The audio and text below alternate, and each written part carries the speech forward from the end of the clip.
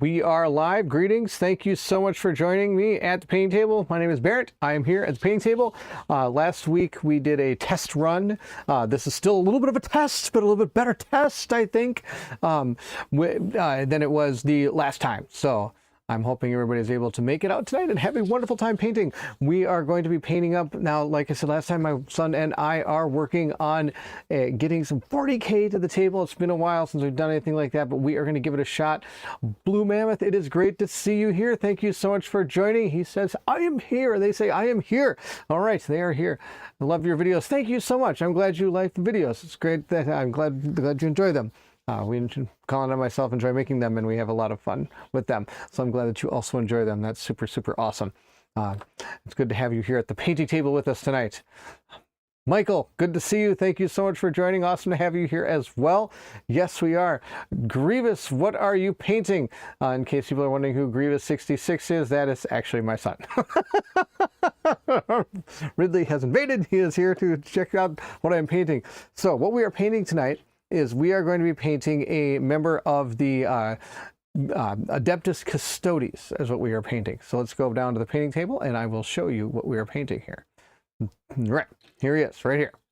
This is our guy. We're going to be painting this guy right here. And just in GW fashion, they all have fantastic, they do a great job making miniatures and everything. So I had to assemble this guy and get him all set and painted.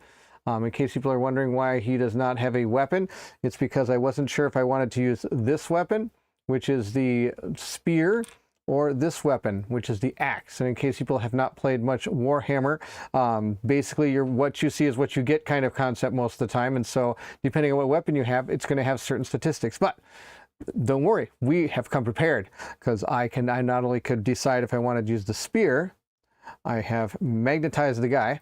So I can actually put the spear on and take it off. And if I want to, I can put the axe on and take it off. Greg, good to have you here. Thank you so much for joining. Awesome to have you at the painting table with us tonight. So in case this is people's first time coming to the painting table, basically what happens is that I paint miniature, and you can paint along with me. You can just hang out and chit chat, and you can ask questions, do whatever you want. It's just kind of a free chat and a free paint is how we do this thing here. I will conduct my famous painting style called slop and drop, where I slop paint on the miniature, and then that way I can drop it on the table. And that is my painting method. So you're not going to see any new magic techniques that you've probably never seen before. A lot of times I'm painting and I probably would make a professional painter cringe at certain things that I do when I paint, is the deal. I knew some Adeptus Custodians, they have named, I knew some Adeptus Custodians, I knew some Adept Custodians. Oh, you're funny. They're named Jeff and Steve. Is he ready to get killed by a bloodthirster? No, he is going to destroy a bloodthirster. In case you were wondering, my son plays a full demon army, so that's what he's doing. But right now, we're going to jump down to the table. We're going to get painting. And a lot of the, when I paint things, I have a tendency to try to follow a model. And I follow not necessarily the model of what it is, but I have a tendency to try to paint things that are similar to what you see. So this is the box of the Combat Patrol. And so we are going to be painting up, let's see if I can find them here, these guys right here at the bottom. So that is our plan. We're going to be painting up the guys at the bottom here. Ooh, let's see if I can put them in view. Ooh, there we go, right there. See that guy? He's got a little plume on there. He's got the little big giant spear there. That's what we're going to paint up. So it's going to be a lot of gold. And remember, one of the rules of painting is when in doubt, use gold. So we've got some gold we're going to use. And the gold that I'm going to use is Retributor Armor. If I can find it. How can I not find my gold? Come on, seriously? It's like prime color. Oh, dirt, because it's right in front of me. Okay, so we are going to be priming, or I should say we primed our miniature. We primed it with Gray Seer Gray. I wonder if I brought the bottle down with me. I did. So I went outside and I primed it with my Gray Seer Gray primer right here from Games Workshop, and it's a Citadel primer. This is one of the primers I use. The other way I prime is actually, I do own an airbrush that I could prime with, but I haven't gotten the airbrush up and running in a long time. So not even, with my luck, it's going to be some There's going to be a lot of kinks to get out of this thing because I haven't used it in so long. Might have to do some deep cleaning to get it going. I like the plume, Michael says. Yes, the plume looks pretty cool, doesn't it? Big giant plume on this guy. So look at that. It's kind of cool. All right, so down to the table we go. Now, before I usually paint a miniature, I like to at least discuss what the miniature is going to look like when it's all done. So we have this guy right here, like I said. He is going to be mostly gold, but he does have a face, so we're going to paint the face. This we're going to paint probably with some black.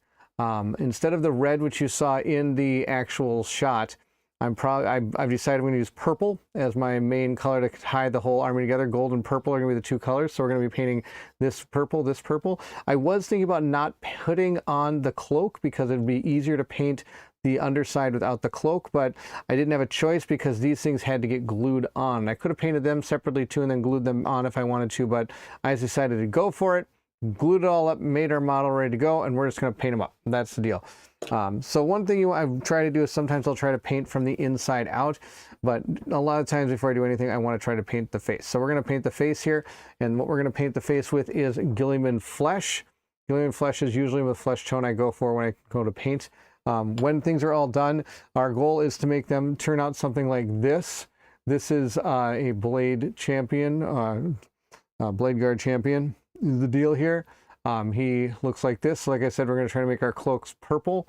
So like kind of like this, where he has that purple cloak. This guy's got a purple, I guess you could say, mohawk on him, which is kind of cool.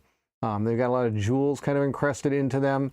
They've got some cool looking swords, which I kind of added some like little lightning features to. A little bit of lightning, almost looked more like they were swinging marble around, but that's okay. Marble countertops or something made out of swords. So this is what eventually they're going to look like. This is one model. So let's get down to painting. Loquitur Gaming, good to see you. Thank you so much for joining. Zach, it is awesome to have you here. For those of you who don't know, Loquitur Gaming is a board gaming channel you can go check out. He does fantastic playthroughs. He is awesome, amazing. The Mike is here. Mike C, good to see you. Thank you so much for joining. We are painting up some Adeptus Custodes. Yes, here we go. Adeptus Custodes in the house. All right, let's start by doing the face. Now, when I do take the paints, I will put them in my special don't spill container here, which is this thing right here. This was made by Ryan over at Meeple Marathon. If you have not seen that channel, please check it out. He also does some great playthroughs and unboxings and reboxings of videos. He made this, I think his son and his grandpa made this actually for me. So I put this in here so that I don't spill my paints. If you've noticed, I have spilled paint before, which is always a tragic event. So we're going to take, now I've got with me, I've got a 000 brush here is what we're doing, is what we're going to use for our paint. It's a very it's a very small brush, but I'm going to put some paint on the brush and I'm just going to paint it on. I don't do any of this like white palette stuff or anything like that. I just paint it straight out of the pot, right on the guys. So I'm just going to take it, put it right on him, right just like this, get him right in there, paint it up on top of this guy. He's going to get it right in here. I'm going to paint this whole thing, this guy's face. Guy's face all painted up. Now he actually does have some hair here, so I don't want to get the hair. We're going to paint all the rest of his face.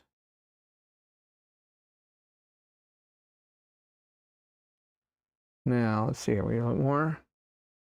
And I have, in case you have not used contrast paints before, contrast paints are awesome because they kind of give you a nice shade as you paint the paint onto the model. You usually don't have to go back. Maybe sometimes you get to do a second coat on them, but you don't always have to. We're just going to paint that on. Once I get it painted on, we have our face paint on. It is good to go. It's going to dry a little bit. We're going to be good to go here. Is the worst spilling? It's the worst spilling a pot. It is totally true. It is totally true. Spilling a pot is sadness because all the paint just disappears. So, oh God, bye. Goodbye. Oh my gosh. Oh yes, yes. And if you're interested in seeing even a better thing, you can go watch Loquitur Gaming. He did some painting videos and he actually forgot to put the top onto one of his paint toppers like this and just started shaking it and the paint was flying out the back and all over the place. It was out of control. And pretty funny. Got silicone baking sheet placemat thing to paint on now. Oh, that's nice. That's really cool. Baking sheet and placemat thing. That's really cool. That's a neat idea. I've got this whole hobby area down here. Normally, I'm in the process of investing in another arm so I can actually put an arm over this whole thing here so I can show you kind of the setup and things as things go on here. It's been a while. Elaine, it's good to have you. Thank you so much for joining. Good to see you. That's fantastic. Pick up and pour back in. It's hard to get the paint back in the pot when it's spilled. Oh, that's awesome. All right, continuing on. We've got our face on there. Face on there? Okay. We're going to move on to gold. This is going to be a majority of the model here.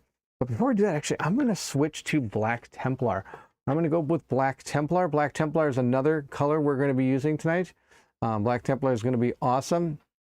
And it's going to help us in some of the recessed areas. Hello, made it too early to a hobby. I'm still cooking dinner. Morganite is still cooking dinner. Well, hopefully you have a wonderful dinner. We just had chicken and rice, something quick and easy.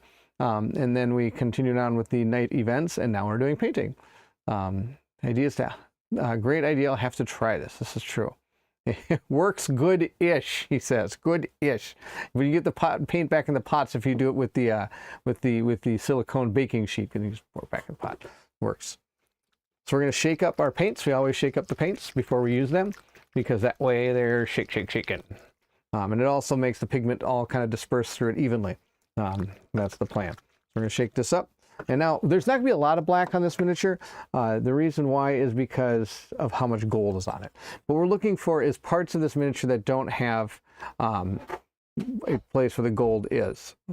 Like for in here, for example, and right, it's going to be kind of tough to see, but kind of where the joints are, kind of right in here.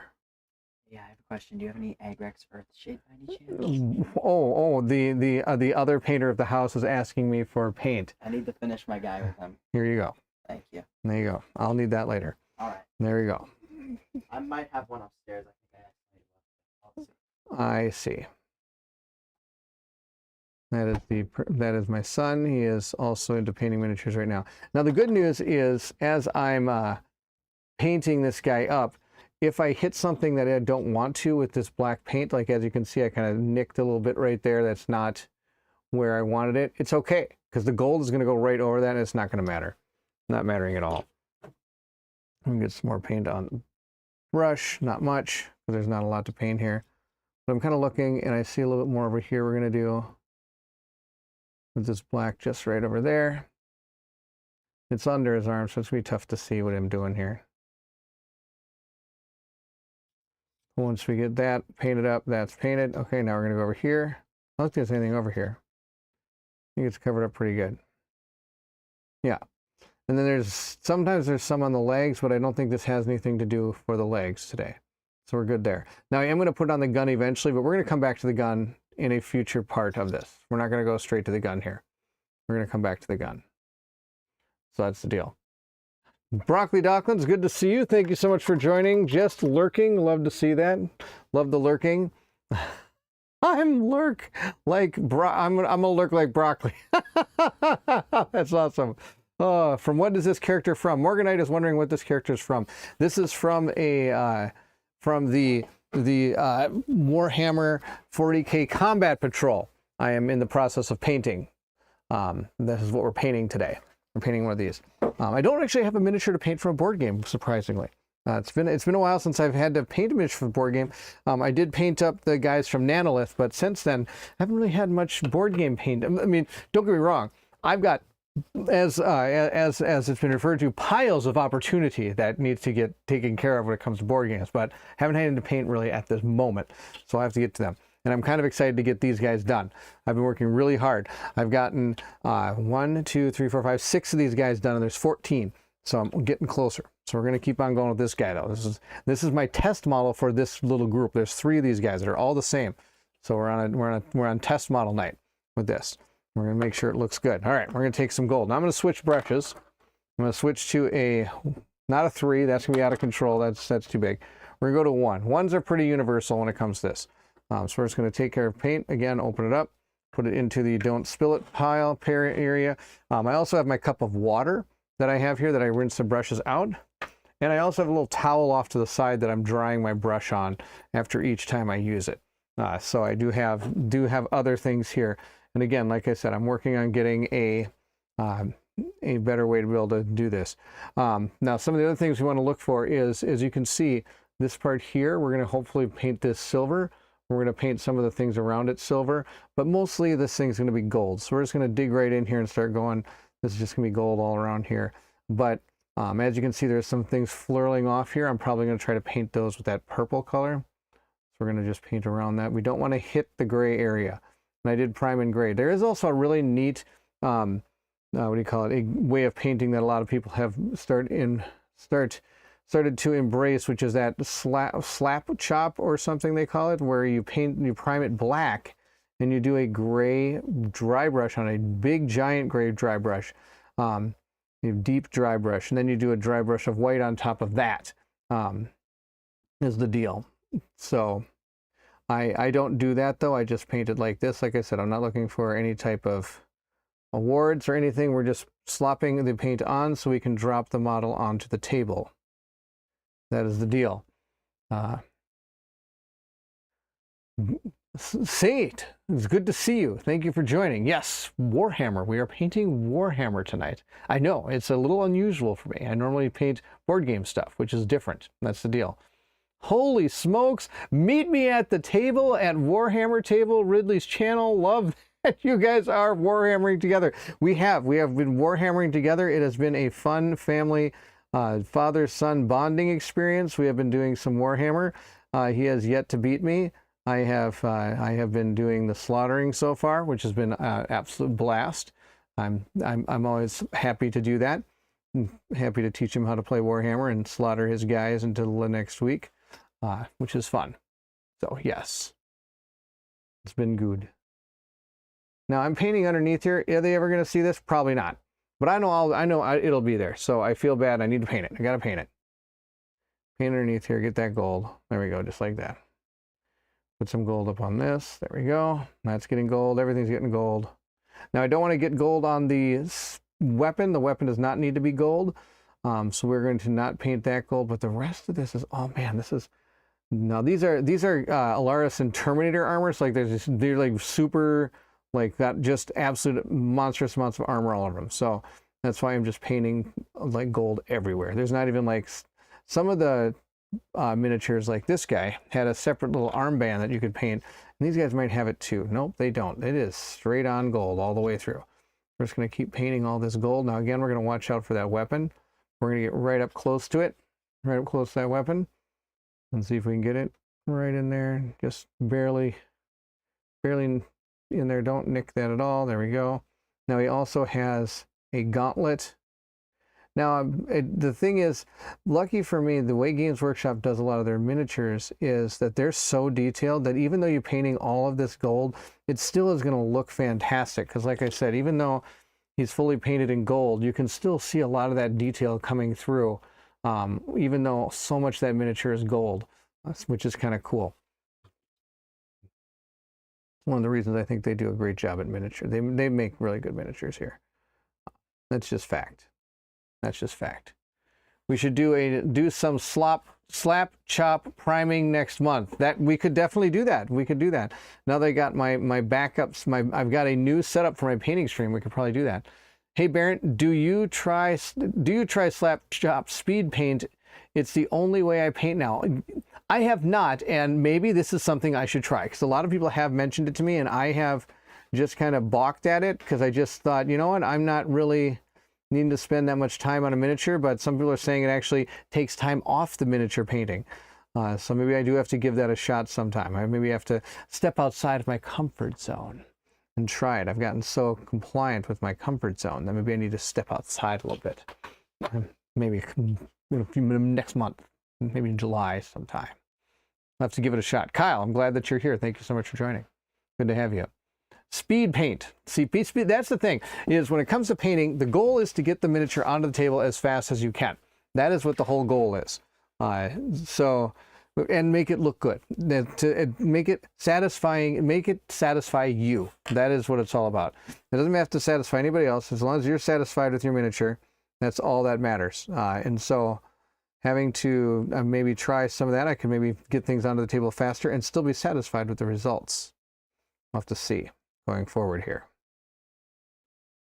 At least that's the plan. We'll see. How do dry brush the bases? How do you dry brush the bases? Okay, For those of you that have just started tuning in, that is actually my son. He's upstairs painting. I just don't have a painting set up that he could actually join me tonight. Otherwise, he could have definitely joined me for a painting stream. But that is not going to happen. He's wondering about a dry brush. He wants to know how you dry brush the base. If you look at the base of this guy, that's a horrible, let's go back to the camera that's actually used for painting. As you can see, when I dry brush this, I kind of dry brush the ground. And so he wanted to know how I did that. Well, I used a color called Dry Terminus Stone is the deal. That's the deal. And yes, how do you dry brush makeup brushes from the Dollar Tree? That is 100% true. That is something that I was informed. I think Loquitur told me that, and I actually have a whole set of them, and here is one of them that I use for dry brushing. It is this one. This is one of the makeup brushes I have that I use for dry brushing. Otherwise, I have a whole can of them over to the side. This is all makeup brushes. Ta-da! Makeup brushes! And you can use those for dry brushing. That is something you can do. I'm hearing footsteps. I'm sure he's coming down to get a dry brush from me. I better give him one. Let's give him this one. That's a little big. Let's find one. He might have a dry brush. I don't remember. There we go. There we go. We can have this when it comes down. There we go. Boom, boom, boom. All right. Let's continue with our guy. I hope everybody's having a wonderful week. I felt bad that we had to push our game stream back, which is kind of sad, but we will get to it. What game are we painting today? We are painting, I should just keep this up, the Warhammer game. We're painting the Adeptus Custodes today. That is my new army for 40K. That is the deal. Definitely don't use mom's goat hair makeup brush. True. Don't use those. Use the Dollar Tree ones. You don't want to be, don't make mom mad. Learned that long ago. Long ago I learned that. Long ago. Board Game Officer, it's awesome to have you here. Thank you for joining. For those that don't know Board Game Officer, he also runs a board game channel. You should go check it out. The link to it might be in the description of this video. Whenever I do my painting streams, I try to include links with that have a lot of our friends in them. For those that also do channels. I haven't updated it in a while, so I may have failed. But if it's in there, please check it out. If it's not, I'll try to put it in. So now we're going to try to get gold into this recess here without doing that. That's the deal. Does the new edition of Warhammer 40K use lower model counts? No, this army in particular is a very elite army. That's why it's a low model count. I think a lot of the times the army counts are still very similar to what they used to be. I mean, come on. They can't sell they want to sell miniatures, right? So they gotta make you buy more. That's how Games Workshop works. That's the deal. I'm probably not seeing much of this because it's actually inside the armor, but I do have to paint this because it's the inside of the armor here. Going out. Paint this side of the armor. There we go. Coming out. There we go. Now we go back to the top. Painting the top.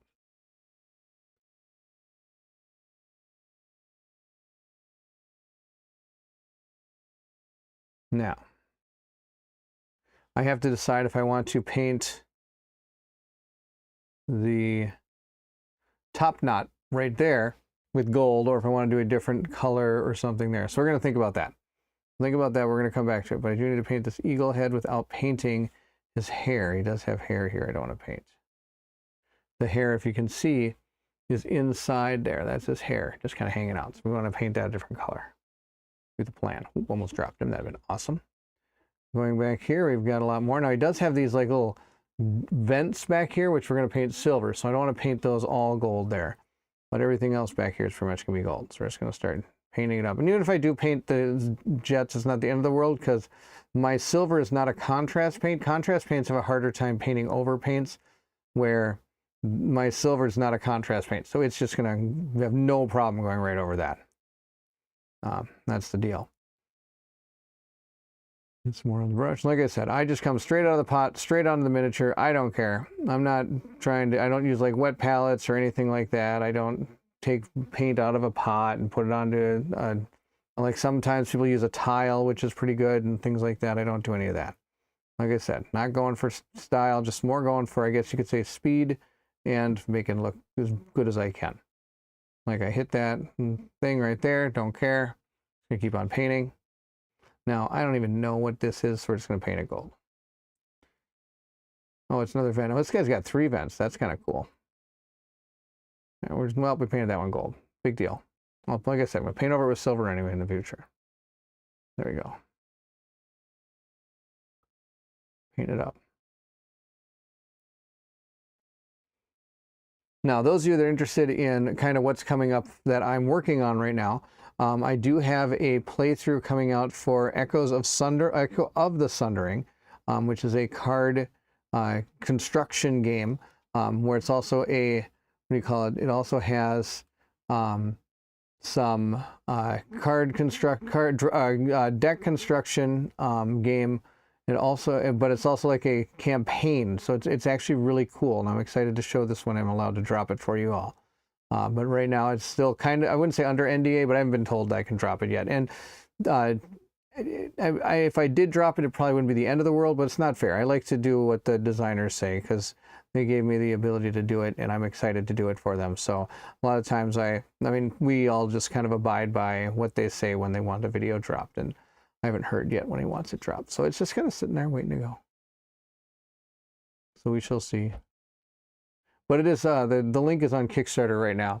Finished building my recent Shadows of Brimstone enemy expansions. I think they may finally tackle painting that game this weekend. I tried 3 boxes of, I'm tired of 3 boxes of gray. Oh my gosh, Shadows of Brimstone.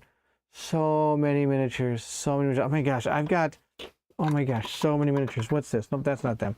But let me find my Shadows of Brimstone miniatures. I think they're back here. I think I've got some. Let's see if I can find them. This them? Nope, that's not them. But they're here somewhere. Astronomical amount of miniatures. Oh no, I know where they are. They're out in the other room because I put them out there with all my Dungeons and Dragons miniatures. So if I ever play Dungeons and Dragons, I have the ability of using those if I want to, because a lot of their miniatures are very universal in what you can do. What expansions were they? What expansions, Morganite, did you get for the Shadows of Brimstone? Be interesting to know. Meanwhile, we are going back to here. We're going to go to the front now of this guy. We're going to get all this stuff in gold. And like I said, we might come back and touch some of this up with gray, or silver, I mean, depending on if we, depending on what I decide here as time goes on.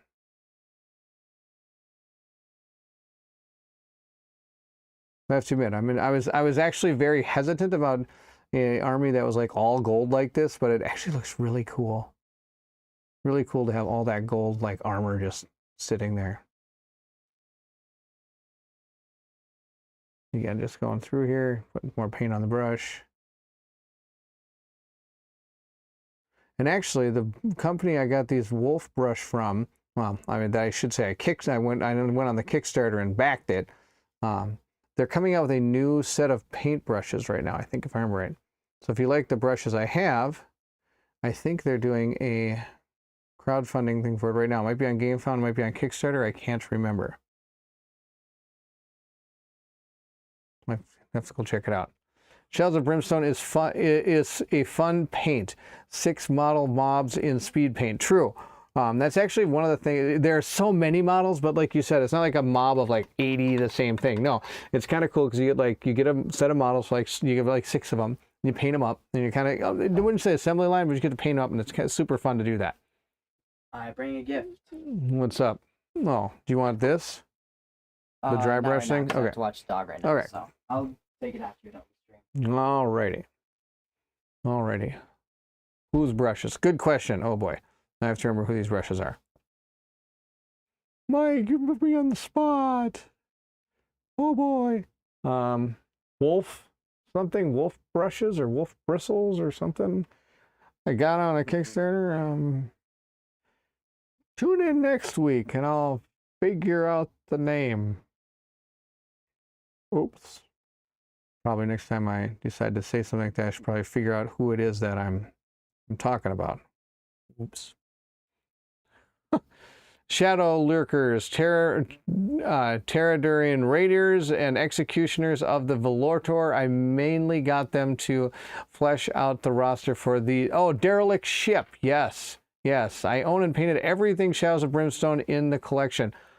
What? Kyle, you're out of control. Oh my gosh. Damn, Kyle.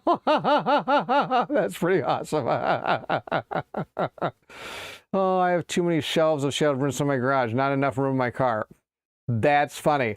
That's funny. You know, that's what I should do. I should just drive around with Shadow of Brimstone figures just in my car. And just drive with them in my car. That'd be pretty awesome. Oh my goodness. Now, this is cool. This is cool. This guy actually has a gun.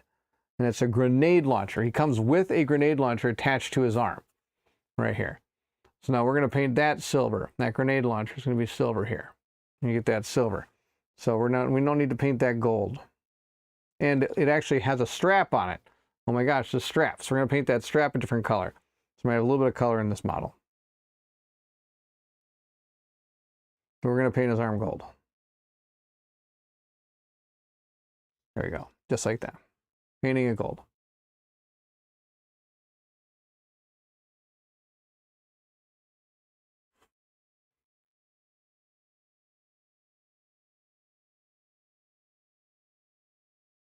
See if we can get this without hitting that gun. If we hit the gun again, not the end of the world. We're going to paint it silver so we can always go over it with the gold, but there we go. And other painters, some painters might even say it doesn't matter, just hit it and paint this faster by hitting that. But I'm going to save myself no time and take longer. There we go. Holy cow, I'm avoiding the Western stuff, so that helps me keep the boxes manageable. I actually was never into the Weird West, they call it, or Wild West one. Hugely into the Vikings and hugely into the feudal Japan stuff. I thought that, like I got it right here. Forbidden Fortress. That is my jam. I like that one a lot. That was super cool. So I haven't gotten back to Shadow of Brimstone in a while. I should get back to it. It's one that I haven't gotten back to, and I feel I should. I still have all the paperwork for the characters that were in the game. We have our swordsman, Bob. That William from Hungry Gamer, he made the name because he decided that the samurai had cut off somebody's head and found that it was bobbing in the water, so he decided to name himself Bob for the head bobbing. I thought that was pretty funny. And good backstory.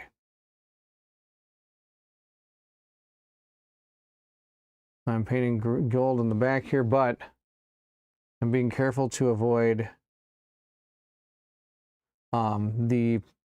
this part of it because I want to paint that a different color. Yeah, Japanese and Egyptian themes got me. Yeah, I got the Egyptian one coming too. That one's gonna be super cool. I can't wait for that one either. That's gonna be super fun. I've got that coming as well. I backed that one. That one's gonna be super cool.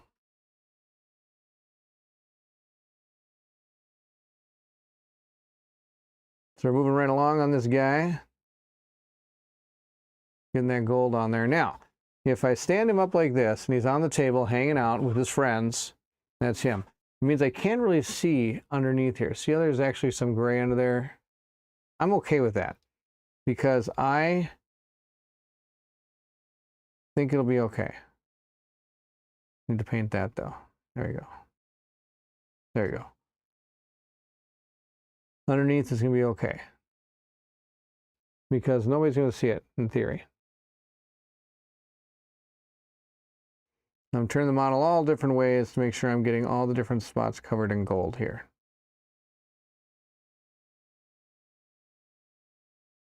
So now we're underneath the arm under here. We're going to get to all that now. Again, being careful to not hit the staff here, but I hit it with my brush. That was awesome. Trying not to, and I just slammed right into it. That's great. Well, that's okay. We have oopsie paint. We can fix that down the line here. We have our oopsie paint we can use. I teased Victorian England Shadows of Brimstone already. Oh, they did. Oh, they did. Hold on.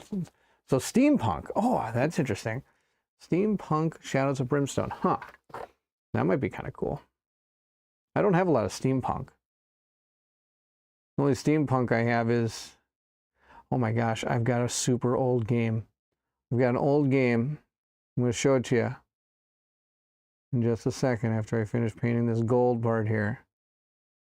I'm going to show you an old game. It's so old, I don't even know how to play it. I bought it. It was like one of the first Kickstarters I ever backed. And I don't know how to play it. And maybe I should, so I can do a playthrough of it. But I've never, ever played it. I'm almost done here, and I'll grab it. There you go. Okay. We'll look at this guy for a second while I go do that. Not sure they have only shown the constable. Oh, you know, I'll have to go check that out. I know the Flying Frog puts out stuff like all the time, which is pretty cool. Okay, now I gotta see if I can get to the game. Do I even have the game anymore? What did I do with it? I'm looking for it. I thought it was up here. I thought I put it up there. Maybe I don't have the game anymore. I thought I put it up there. Nope, it's not up there. Maybe it's over here. Let's see what's over here. Maybe it's over here. This is gonna fall down if I try to pick this up. Nope, it's not there. What did I do with it? Well, maybe I don't have the game. I thought I did. That was right up here. Nope, nope, nope, nope, nope, nope, nope. I don't have it. Now I got to try to remember what the name of the game was. Oh boy! Now we're gonna have Barrett think time. Barrett's gonna not think. He's gonna check his phone because he's gonna do that. I want to say like Dreamweavers or something was the game. It's so much better if I actually had the game because I could show it to you. But no, instead I'm gonna do it this way, which is not gonna be as awesome. It's probably not gonna work. It's got to be around here somewhere. No, I have the game. Can I put it way down here? No. No. That's all shadow. There's all Shadow Brimstone stuff over there. Let's see. I just think it's gone. Or else I buried it. Because I never learned how to play it, so I never knew what it was called.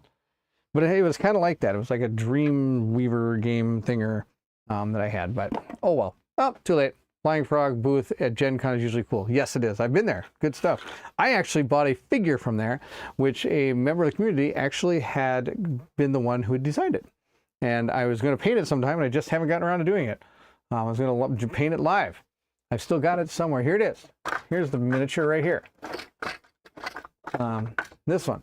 One of the members of the community, Matthew, he had designed this exact miniature, and they made it. It was this. Oh, this is War Machine. This is not Flying Frog, so I'm a big giant liar right now. But he made this one, and so I was going to paint it. I just haven't painted it yet. Haven't gotten it up yet. Haven't done it. I'll get to it. Promise. Sometime before the year 3000. That's the goal. All right. Woofed out. I'm going to shake my gold back up a little bit. There you go. Not only does it shake the paint up, it also puts the paint closer to the pot lid where I can just pull it right out of. I'm tricky like that. Tricky. Tricky, tricky, tricky, tricky. Hey, man. Now, also, for those of you that have joined us and just joined us now, this particular enemy or figure can have two different weapons. You can either have an axe or a spear. And so what I did is I magnetized this dude so that he can either have the axe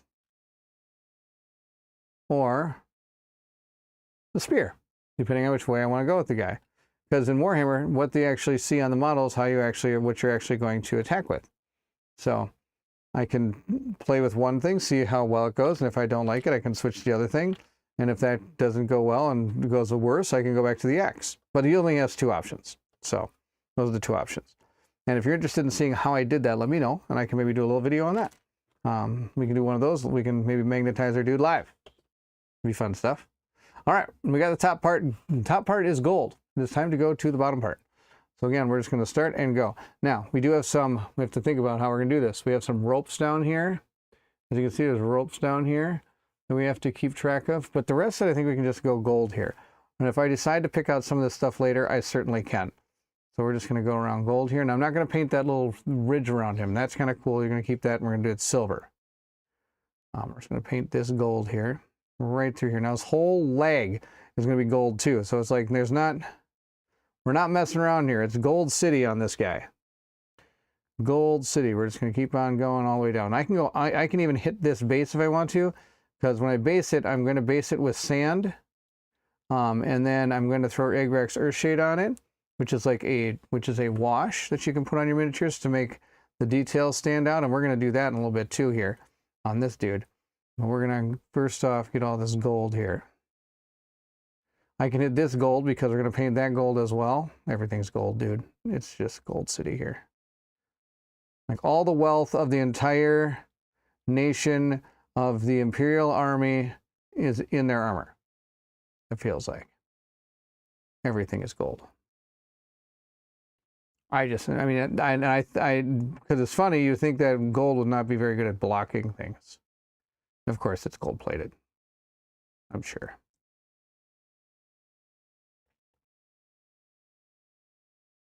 Now, I'm being careful not to hit the cloak, because we're going to paint that cloak purple. We're going to make it look very similar to what I did with this guy.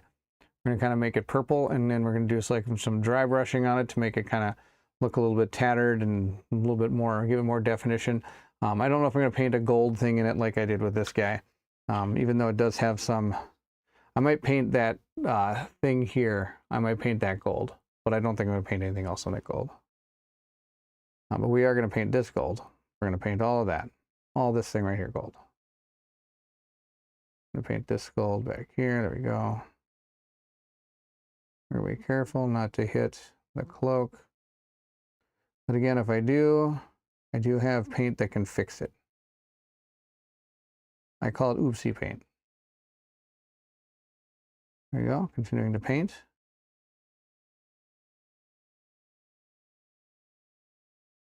Paint it up just like this. Get this guy ready to smash the Corn Demon Horde that eventually will be coming at him. That is what's going to happen. The Corn Demon Horde he's going to have to deal with. And I think he'll do a great job at it. Because, you know, Corn hates gold. Corn is a faction in the demon army. There's Nurgle, there's Slaanesh, there's Tzeentch, and there is Corn. Corn is built more for like war and blood and stuff like that, where some of the other ones are built for other things. I think if I believe light, Slaanesh is built for like pain and torture or something, and Nurgle is more about plague and rot and pestilence, things like that. You know, not good things. Think of the Horsemen of the Apocalypse and the different forms there. That's the deal. Do you have Reikland Flesh Shade Wash? I like that on gold sometimes. Oh, see, Zach's ruining my thunder, because that is what we're going to do after this. We're going to put on some Reikland Flesh Shade. I do have that, and that's a very good wash to put on top of gold. And that's what I'm going to do. Zach is beating me to the punch here. Zach's ruining my thunder. You just stay put there, Zach. You paint your stuff and watch your baking shows. And watch me paint too. All right, we're going to get this gold-plated thing here. Not quite sure what it is, but I hit the cloak a little bit. Not the end of the world. Again, like I said, we can fix it with my oopsie paint. But sometimes you have to flip the model upside down to get what you need painted. Now, if I wanted to, I could put this on a little stand to paint, but I don't do that either. Again, I think it's because I'd been painting like this for so long that I just never did that.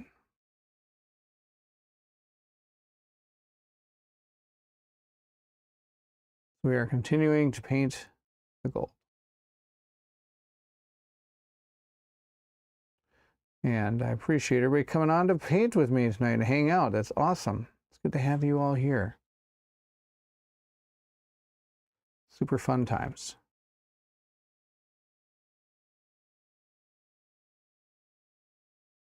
There you go. He's getting gold. He's getting the gold on there. He's pretty happy about his gold so far.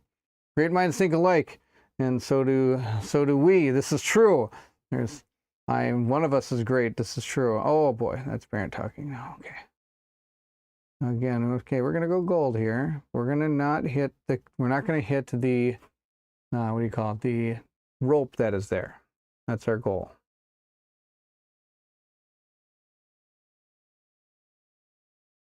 And I'm gonna come back later and pick out some of these jewels and things like that. I'm gonna paint it different with some jewel colors, which really are gonna help the thing stand out, I think.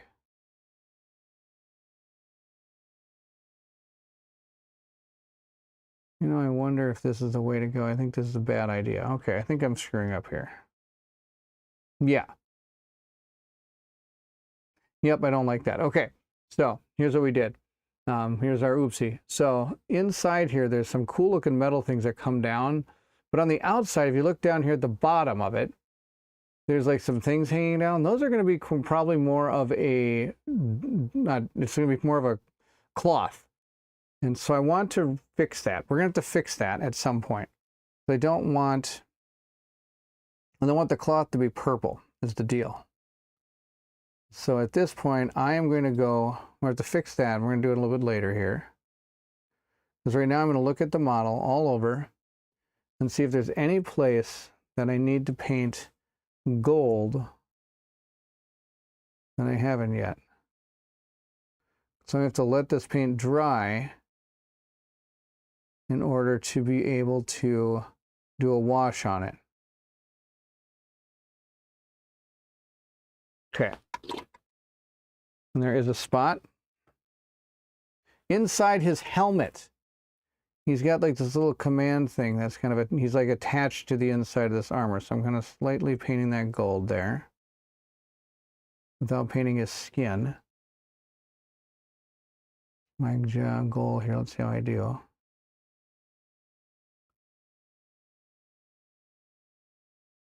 There we go. Okay, that's okay. I'm going to go back to Gilliam in flesh though. He's right here.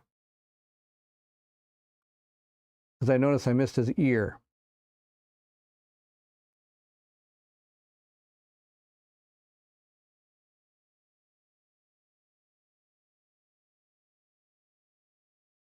Here we go. Okay.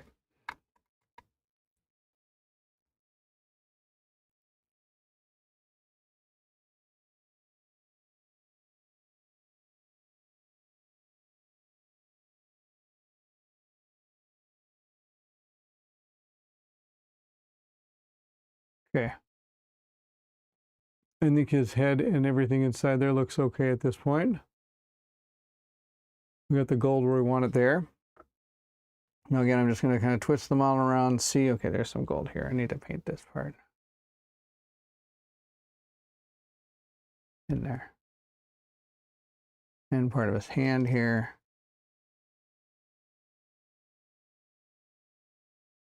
The top. Right in there. I can barely see it.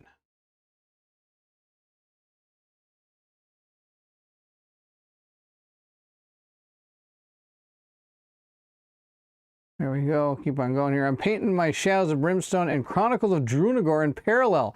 So progress is really slow. Wow, 2 games at once. You are bold, my friend. Ralph is painting 2 games at once. Ralph, good to see you. Thank you for joining. Wow, 2 games at once. Okay, I'm going to finish this down here. But I might have to repaint a lot of this.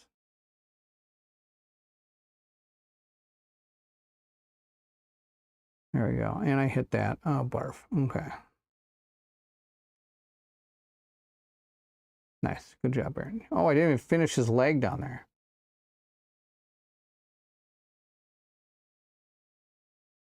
A lot of touch-ups here. Missed that whole area there.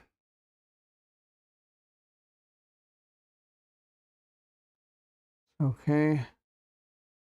Sorry, it's probably not much you can see here because I'm working on, I'm really looking at it myself here, figuring out what I missed and what I didn't.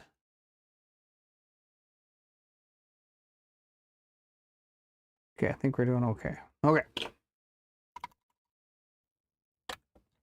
A few more things left to do. We got to hit the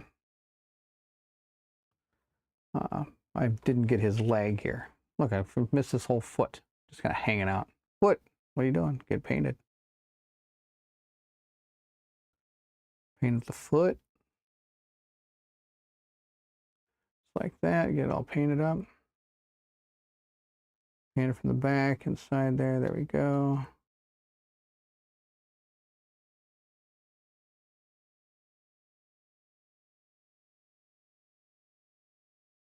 Now, a lot of people say like you should probably use multiple like thin down coats and do it a couple times and things like that, but not me. We just slap it on. There we go. Good to go. I like the color scheme. Gold and purple and silver and purple are some of my faves. Well, fantastic. Look at that. Look at that. I got the okay. I got the okay by the paint master himself there.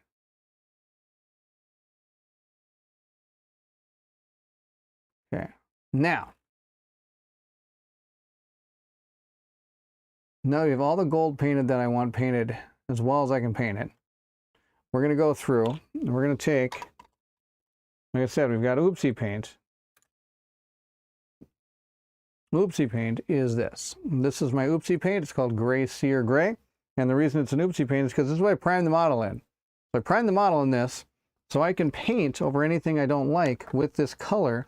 And the reason I'm going to do that is I want to bring it back to the gray color, because when I go to paint with contrast paints on top of these, it's not going to go over the gold, but it will go over gray just like it normally would.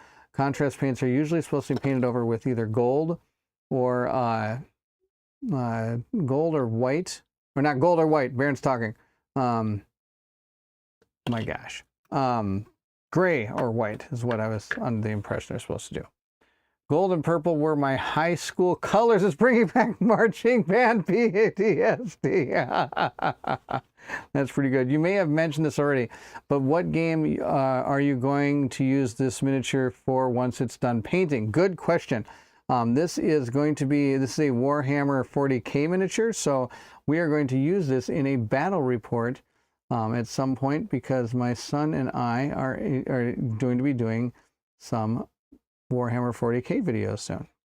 Not very many, maybe about once a month at the most, but something that that he enjoys and I enjoy, and we can film it together and enjoy it. That's gonna be the plan. I think it'll be good fun. That's gonna be awesome. Now, here comes the hard part. I am more often now use contrast paints as washes over base colors. Oh yeah, that can be done. That's not a bad idea. Not a bad idea at all. Now I'm going to try to paint. I'm actually just going to paint over this mostly. Okay, there we go. Now this needs to get painted over, because these are the strings that I painted over by accident. I'm going to get some more of this oopsie paint on here.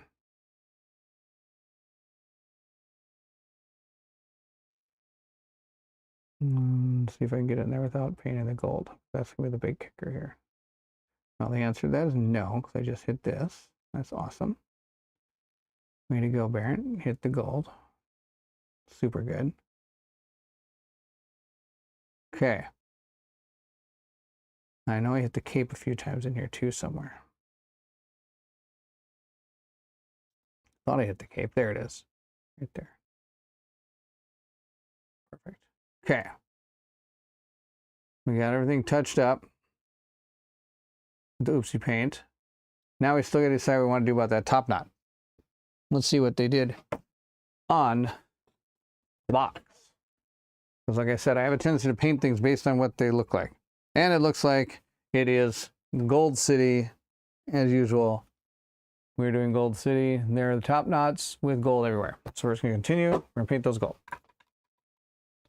I don't like that though. I've got a plan. We're going to take our gold. We're going to also take a Gillian's flesh. Okay, we're going to take our gold, and we are going to paint the top knot gold. But I'm going to come back to it. Like that. With this thing here, this bird. I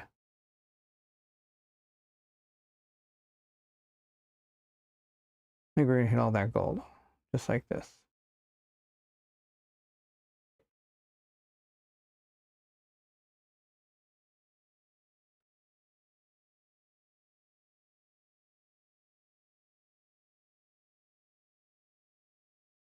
I think what I'm going to do is I am going to come back later. We're going to paint the upper ring of that silver. I think that's going to be cool. Okay, that's done. Now, normally you could let this dry for a while and then come back and do your washes and everything, but since it's a painting stream, I just got to keep on going.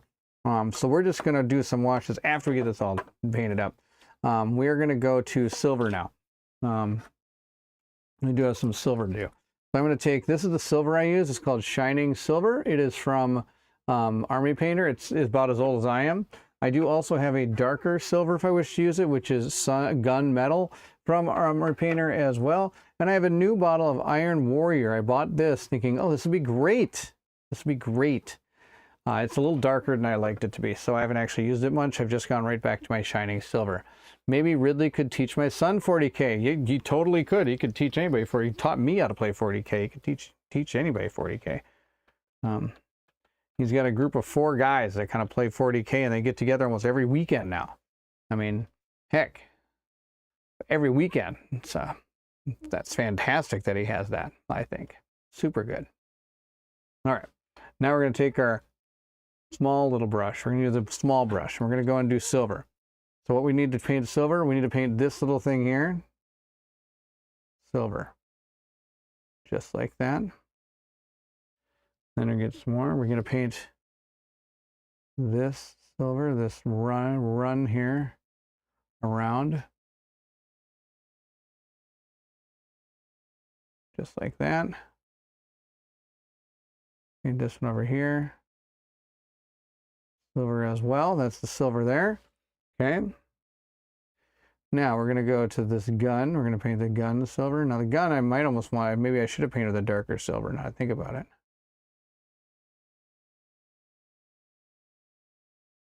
Actually, I think I will.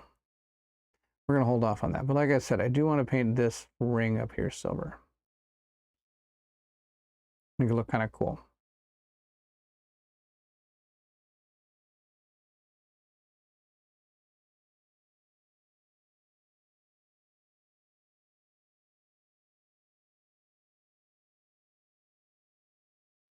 A little more silver on there. There we go. Okay. And then we want to get those vents back here. I want to get these vents silver. And then, like I said, we're just going to paint over the gold. But I'm only going to paint the top of it silver, and I got a plan. Because I've also found as I paint, when you're trying to paint into side of something, it's easier to turn the miniature and move it up than trying to paint down into it. There we go. That one's done. We're getting this one done over on this side. And turn it back this way. Paint on the inside of that one. Right there. Now I gotta get this. I'm gonna paint the top part first.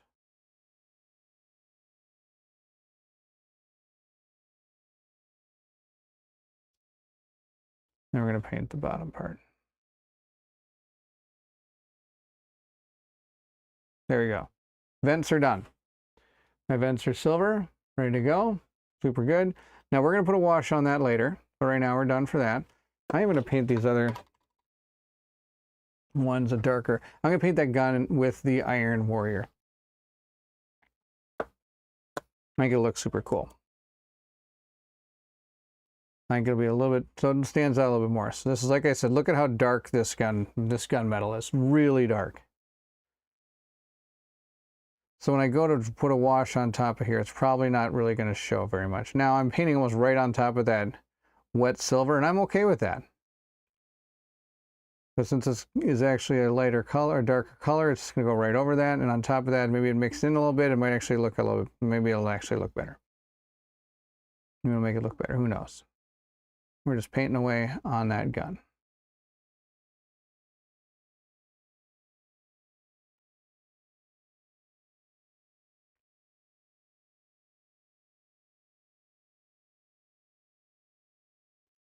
Move that. We gotta get a little bit underneath here.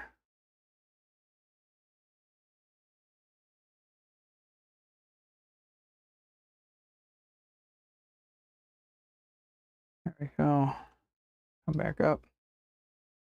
I'm always rotating the model so I get the best view of what I'm painting.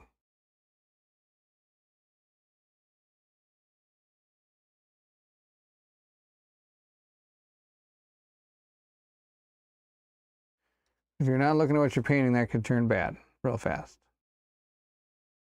I think we're good.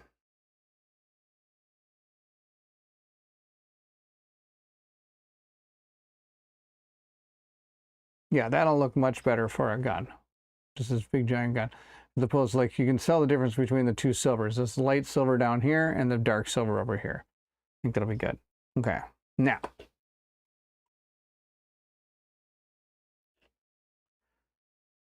How are we gonna do this? Okay, that's purple. This is gonna be, there's gonna be silver right there. I can put some silver here. We're gonna paint these little chain things that are hanging down off of this thing silver. We're gonna do that.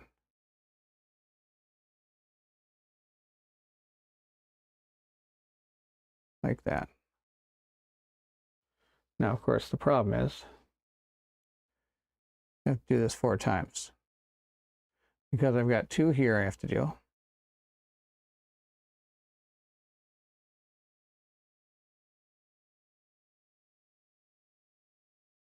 And then, oh, I don't have to do it from the back because, well, I dropped them. It's hidden by the cloak. So I do only have to do the front part. That's kind of nice. I was thinking I'm going to have to go from underneath the miniature and paint it up, but I don't have to. There you go. That's done. Okay. Yeah, I think that'll be good. Okay, now comes the hard part. Yes, there's hard parts. Okay. I'm going to paint a little bit of this. I'm going to paint this purple part down here just so I can get it done. Because I'm going to screw it up, and that way I can let it dry, and we can go back over some oopsie paint and fix it later. So I've got Slanesh purple. Nope, it's not Slanesh purple, but I call it Slanesh purple. It's Sayesh purple, I guess. Shish purple? I don't even know how to pronounce that. But painting purple. Now this is a dark purple. I do have another purple. It's called Megas. Nope, that's voluptuous pink. Good try, parent. Let's try that dance again. All right, here we go. Oh, found it. Okay, Megas purple. It's a lighter purple, so if I wanted to paint a lighter color, I could, but I've been doing the darker purple on all of them so far, so that's going to be the way. Do you ever wear magnifying glasses to help you paint the details, or do you have vision like a hawk? Oh, no, you know, in high school, I had the mohawk. They used to call me Hawk.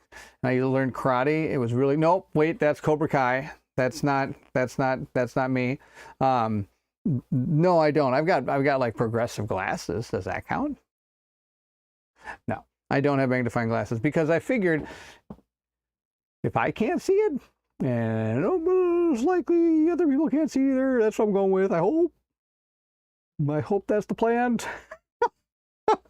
Who knows? Yes, I mean, they definitely would help with the details and help me. But then, of course, I would also feel, I think the other thing that would happen is I would notice how much more I'm making mistakes, and I would have to feel like I'd have to go back and fix and fix and fix and fix, and I don't want to.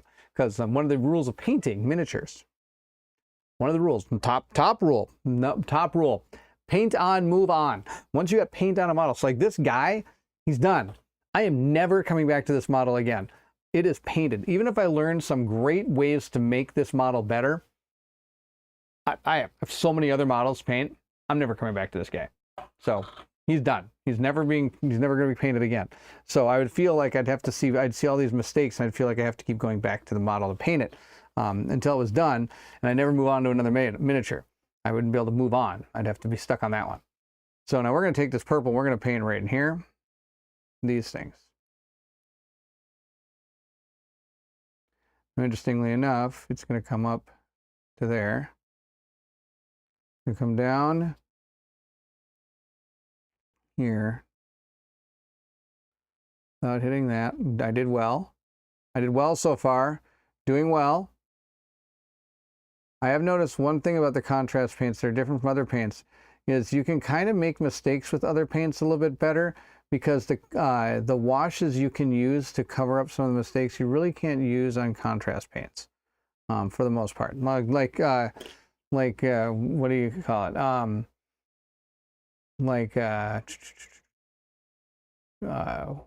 Who was it? I think it was Ralph. Was it Ralph? I think it was Ralph. mentioned that he uses it for uses contrast paints mainly as washes now, which is super cool. That'd be a, you wouldn't have to worry if he's using it as a wash. That's super cool. Oh no! See, I knew I was going to hit that, so I hit one of the tassels, or not the tassels, but the rope here, and I hit a lot more of it, but that's okay. Okay, here we go. Oof.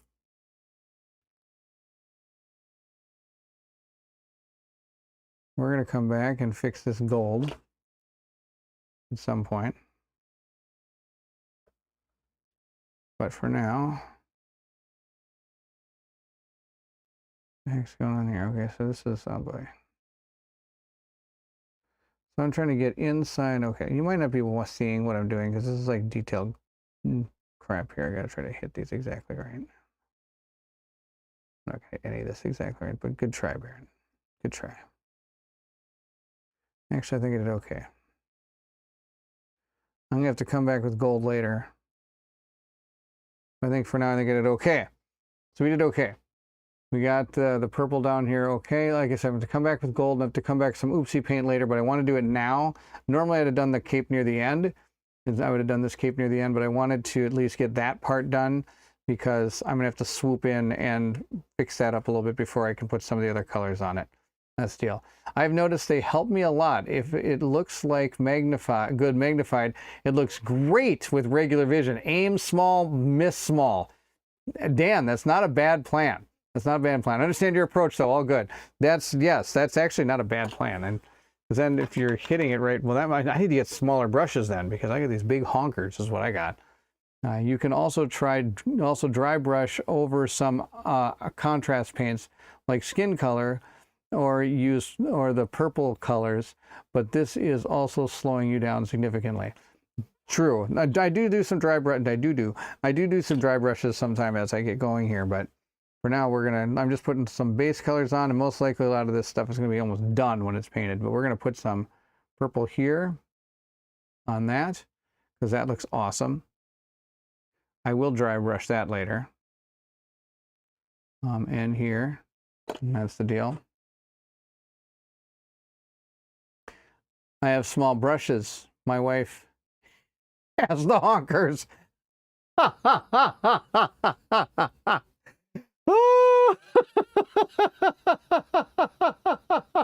Oh, that was awesome. Oh my gosh, yes, that's awesome. Oh my gosh, that's so good. Oh wow, that was amazing. Oh, I'm gonna tell my wife that one later. That's pretty awesome. That was so funny. Oh my gosh, that was super, super good. I appreciate that, Dan. That was amazing. That was amazing. Oh, so good. So good. Oh my gosh. All right, I'm just painting underneath something here real quick so you can't see it. I apologize. Just to make sure I hit it without hitting anything else and then get it done real quick. There we go. Okay. And again, as part of the miniature, I'm probably never going to see, but that's okay.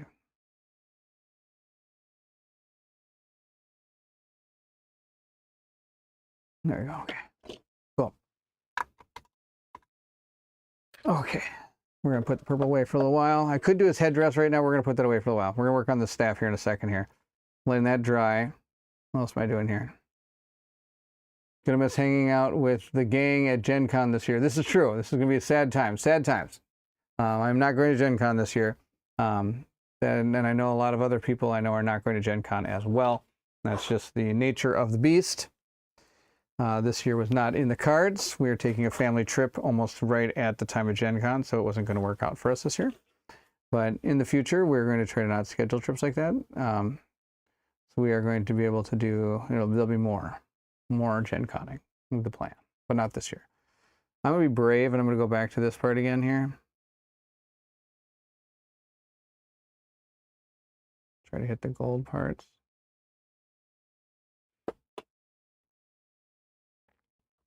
At least that's the plan. Okay, that was a little bit too much gold. Pixel off. There we go.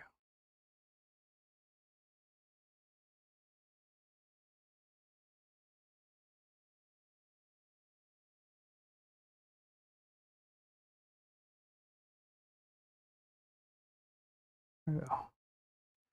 think we're going to be okay here. Yeah, it'll be fine. I'm not exactly thrilled with it, but it'll be okay. It'll be fine for now. My family trip to Essen? That would be cool. I should do that sometime too. I should try to, like, every big board game convention. That'd be the plan. Yes, me too, Zach. Taking a year off, plan on making it next year. That'd be great, Dan. You should make it next year for sure. And we'll have to do one of those. We had a, last year at Gen Con, we had a meetup where, like, you could come, we had, like, basically grabbed some tables in the back of a place. And anybody who wanted to step in and play games with us, we would. So we played games with a lot of different people. It was really cool. It was really, really fun. And we'll make sure to do that in the year we're going back. It'll be super, super cool.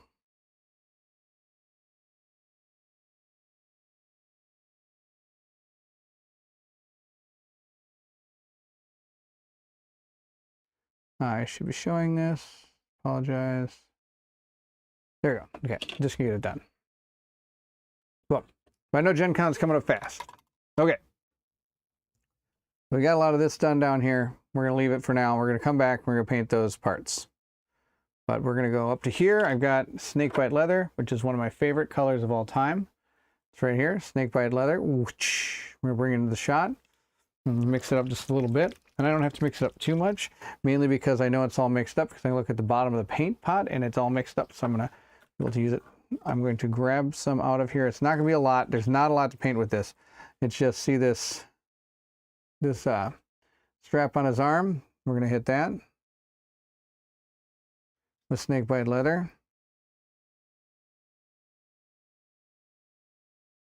Which is funny because it's not going to differentiate itself from the gold too much, but that's okay. Also on the back, there is a small, what do you call it? Thing coming across here. Belt, I think I call them belts. So we're going to paint that with some snakebite leather. Then I'm actually going to do some of the sword, I think, with snakebite leather as well. But first we're going to get this belt.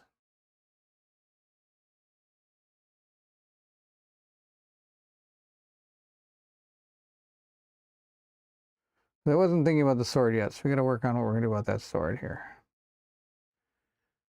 Okay, sword. Okay, here's what we're going to do. We're going to go with the brown through here. What I'm holding right here. That's going to be gold. This is going to be gold. That's going to be gold. This is going to be silver down here. And that jewel, we're going to paint a different color. This is going to be purple. That's going to be the plan. What is this strange belt you speak of? Oh my. Yes, this person does not have as many belts as the characters from Isofarian Guard. If anybody's ever tried to paint Isofarian Guard figures, they've got belts galore on those models. It was out of control. Like the whole guy was a belt. It was ridiculous. And super funny. Belts. Matthew, good to see you. I was actually just talking about you. Matthew is the designer of the miniature I have yet to paint that I picked up at Gen Con a couple of years ago.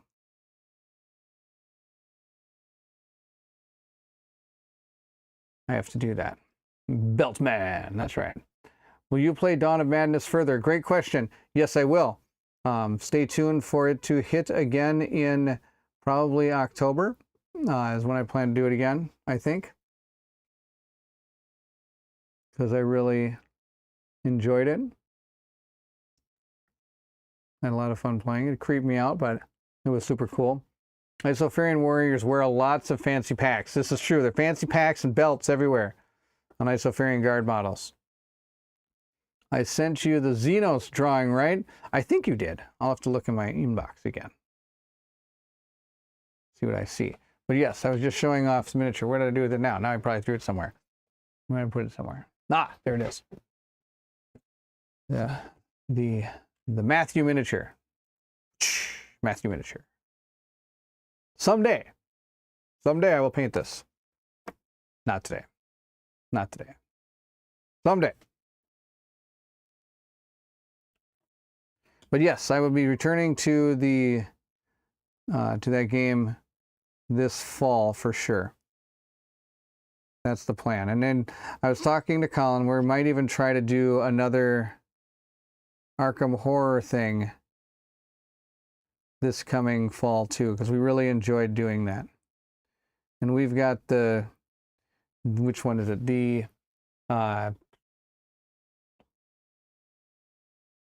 Dark Matter one. Someday I'll paint this. List is pretty big. This is true, Matt. The list is pretty big. It's pretty big. I'm trying to get this army done so that I can actually, we can do some battle reports with it, because we need to do that. That'd be fun. Ooh, I hit a little bit of that. So it's purple for now. Coming back to gold. It's funny because as I go around the model, I see places I hit when it wasn't supposed to be hit with gold. That is the deal. It's like right here. I hit my hand, this guy's hand there. I also was painting this, and I noticed that I hit this down here with the gold, with this metal. I think the metal got out of control here. So we have to get some of the gold back on here. A little out of control in the metal. There you go. I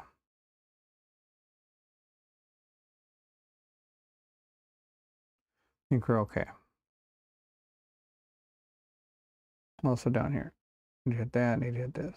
There we go. Okay, sorry, I'm just touching stuff up as I go. I apologize. It'd be nice if I hit it right the first time. What is the next big miniature game you're waiting for? That would be Nemesis Retaliation. Waiting for Nemesis Retaliation. Retaliation. Retaliation. I still have the prototype. It's right up there for Nemesis Retaliation. There's a YouTube channel called Dicing with Death. Please say I said that right. They've done a lot of Nemesis Retaliation. So if you're looking for some Nemesis Retaliation, check out the channel. They're good. Dicing with Death. They're really cool. Really cool. I have a Partia. What is that? I have partially painted Crimson Fist Army from 7th edition. Oh, really? That's pretty awesome. All right, Mr. Warrior Painter, have a good night. I'm off to chase the chase some walkers. Oh, that's awesome. Dan, have a wonderful time. Say hi to your wife for me. That's awesome. That's awesome. Go have a wonderful night. That's good stuff. Stalker is shipping, so I'm excited for that one. Oh yeah, Stalker is coming soon. This is true. This is true. I think Madara Act 2 and 3 are coming soon. That is also true. Madara Act 2 and 3 are coming. Actually, I think the second wave of like all the extra stuff they're doing is in the process of shipping right now. Like I think it has like the bounties and some of the micro adventures, things like that, which are gonna be super, super fun. I'm looking forward to some of that. I want to play some of those. So many games to play. So many games to play. Now, sadly, my partner in crime, Colin, does not like Madara. So that's never going to be something that he and I are going to play together, which is make you sad. But, ooh, that Colin, I tell you. He's lucky he likes other good games. Yeah, waiting for those games to need to prepare wife. Yes, I haven't done that yet, and I hope she's not watching this live stream. I have not prepared her for all the stuff that is about to be showing up at my door. I am still deciding if I want to back Lands of Evershade. That is a huge debate by a lot of people for sure. That is definitely a tough one because it's a unique game, and it has. I haven't seen something like it. The thing I was the most worried about was the combat didn't seem that interesting. But I know their focus was not on combat in that game. It was more focused on story and narrative and things. And what they have done with that is really good. But I'm interested to see how branching it goes. Because I only got to play the first mission, was the only prototype had. So I mean, it'd be interesting to see what the expanse of this is. I love the character design, the character creation kind of things, which gives you abilities to give you things that you can use in the game that can give you advantage in things. I think that's kind of neat. When is the next Dawn of Zed's playthrough? Great question. I do not know. Colin has that game. I do not own that game. Funny enough, actually, I did own that game at one point for a short period of time. Then Colin bought it and said, I'm going to do playthrough of this game. I'm like, why did you not ask me? I have the game. He's like, oh, you did? And I'm like, yes, you could have just borrowed it from me. It's like, oh. So I got rid of my copy. I think I gave it to the local game store. and he's got the copy, a copy. And Colin and I usually don't carry the same games because it's pointless, because we see each other so often that there's no reason for us to both own a copy of games. So maybe at some point I might pick that up and do my own playthrough of it. We'll see. I'm debating waiting for the inevitable Lands of Evershade 2. I don't know. This might be a one and done for them in this world. They are Lands of Evershade, but I could be completely wrong, of course. And was really glad I waited for Tainted Grail Kings of Ruin. I think the reason why that one had such a great second print, or not second print, but like a second game, like the Kings of Ruin came out, was because that was still one of their older games, and I think they were still finding their place in the narrative genre of games. And there was a lot of extra stuff you had to do in that game, and I liked it all, but I know there was a lot of backtracking a lot of times to kind of keep these menus lit and things like that. So I know that sometimes didn't go over very well with some of the people, so I know that that's one of the reasons the newer one, they don't have that mechanic. I played Tainted Grail video game, surprisingly very good. I know, I've been wanting to try that, Ralph. Thank you for telling me that. It's very good. It's good, because I've been wanting to play that one. I think it's going to be really a fun game. And it looks really cool. And I've been watching some reviews and a little bit of like some of the playthroughs on it and stuff, and it does look really neat. I am switching right now to Skeletal Horde is the paint I'm switching to, because I'm going to use that to paint the cords of this. Skeletal Horde is actually really good for like cords of ropes and stuff like that. So that's what I'm using on the cords. And you know what? If I get it on the purple, it doesn't matter. It's such a lighter color that it's not going to make any difference. Now, it will matter if I get on the silver, though, because it will start shading that silver, so I don't want to do that. We're going to paint all these tassels and all these things with this Skeletal Horde color, making it more of that rope color, which is really good. This is a really good color for ropes and things. I really like it. All right, know that one. When are you going to make Colin play Madar again? Whenever he wants. Whenever he wants. Whenever he posts a video, you should all just say, hey, I heard you're going to play Madar with Barrett. Hey, I heard you're going to play Madar with Barrett. When are you going to play Madar with Barrett? And see what happens. It's okay. You can call it stupid stuff. Stupid stuff.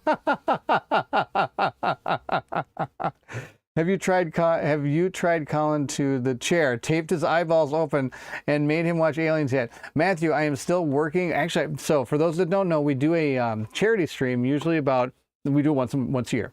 And we had such a great overflow of donations that we ran out of goals. So I said one of the goals was Colin was going to watch Aliens as a live stream, but I'm having an issue with that because, of course, I can't stream it live on YouTube because they will just instantly shut the stream down and potentially shut the channel down. So that can't happen. So I'm trying to figure out a way to do a watch party with it and not get in trouble doing it. Let's bully Colin into Madara. There you go. There you go. Bully Colin into Madara. Here we go. That'll be great. He's going to start asking me why he's getting so many messages about people wanting to play Madara. I don't know. So I am trying to figure out Prime Video watch party. I mean, if I can do that, I don't know how. I'd have to figure out how to do that. I am not a good person when it comes to that kind of stuff at all. That's the problem. So we'll have to figure it out.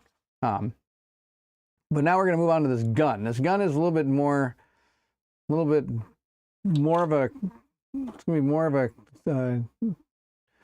More taxing than I expected it to be. There's a lot going on in this gun. So I'm going to take Black Templar again, and we are going to take Black Templar and we're going to paint a lot of the gun with it. We're going to start in the back because there's less I have to deal with in the back. So we're going to paint all of the stuff that is not a handle black. I do not want to paint the grip. You see that grip? I do not want to paint that black. I want to paint that with the purple. That's the plan. So we're going to paint this black. We're going to come down to about here, right at the base. And then we're going to go gold here and silver at the end. That's the plan. I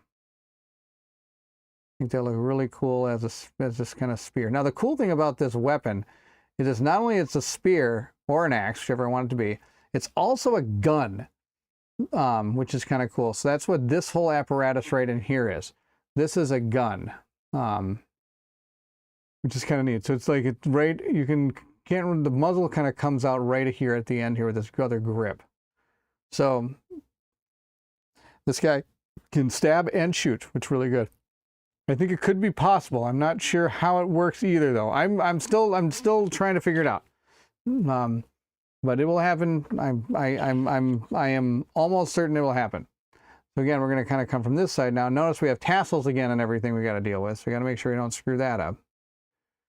We got these tassels here. We're going to come down, paint this all black. We're going to come to this side. We're going to paint all this black. Again, trying not to hit that grip if I can. I don't think it's the end of the world because the black and the purple are such dark colors that I think it's just going to blend in. And I can hit this. It's not a big deal because that's going to be gold. It'll paint right over the black. And there we go.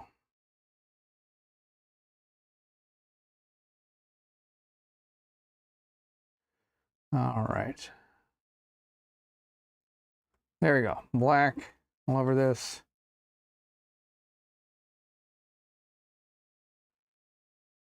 He actually is holding there's another grip up here that I thought he was holding, but he's not. Almost certain. So 5% chance Colin watches aliens. Yep. 5% chance. There you go. You got it. 5% chance.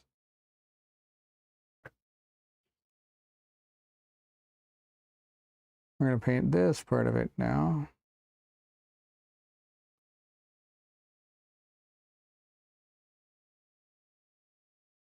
And again, trying not to hit the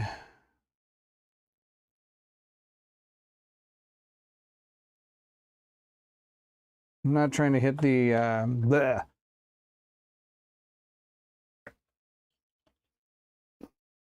this grip.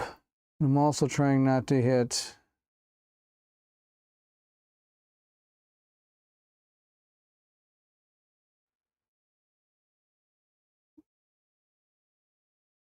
the tassel that's on this thing. That I want metal.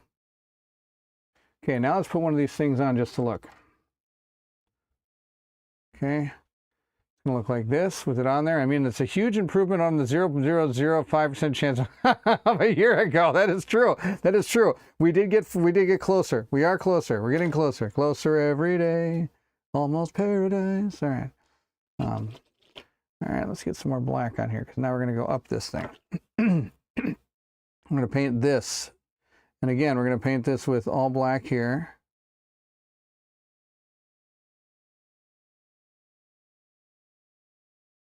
There we go.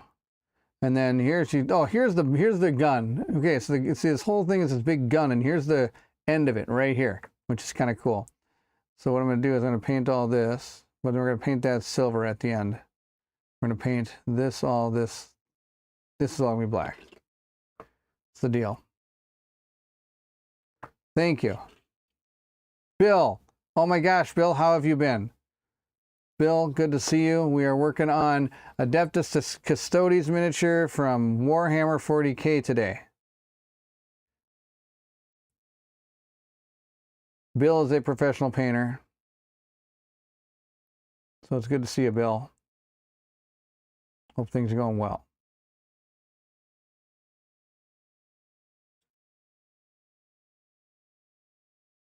Now if I paint tip of the gun, it's not the end of the world because like I said, it's going to be silver, so I can just paint right over it.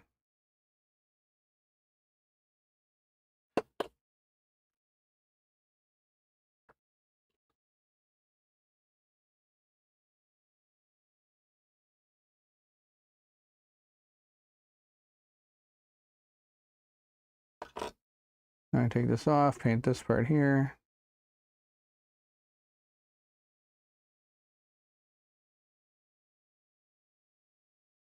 So feeling like I'm going to screw something up.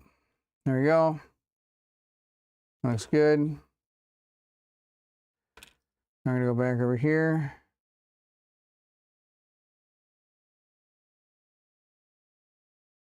And we're going to paint that like that. There we go. I think that should be good. Let's check it out. Put my thing right back on there. There you go. Looks good. Boom. Retired painter. He's a retired professional painter. Retired professional painter. Now he just hobbies for himself.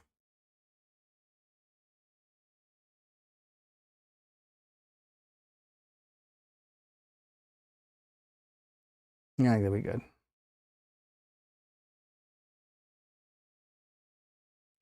Okay.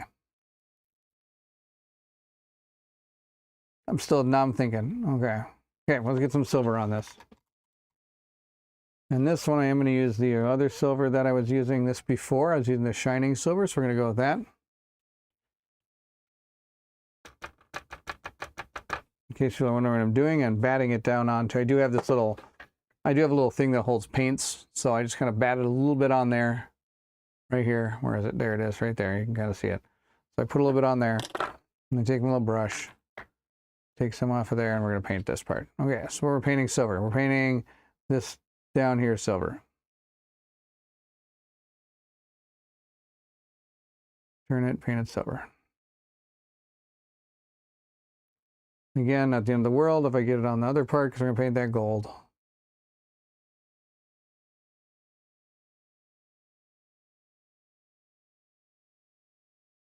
Perfect. All right. Up to the top up here, we're going to paint this silver.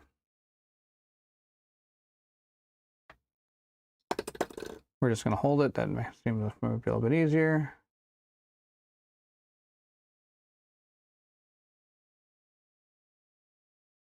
There we go. We got that. Now we're going to paint this silver.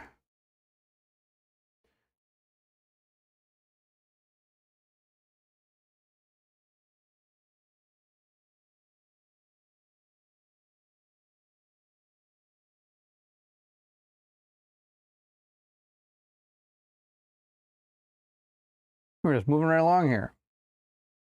And that silver. This silver right here. That holds the bullets of the gun. Actually, yeah, whatever. We're just gonna paint this silver. Think about painting something black. We're gonna paint it silver.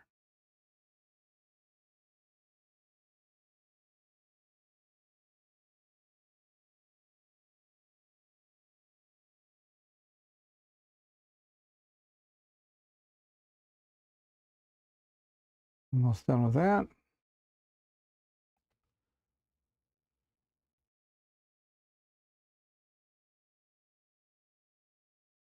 Perfect. Now just a little bit up here.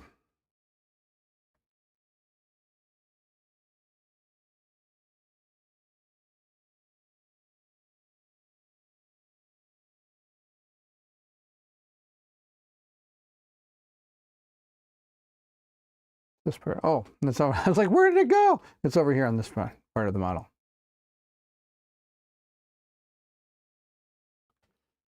There we go. Now let's paint this silver.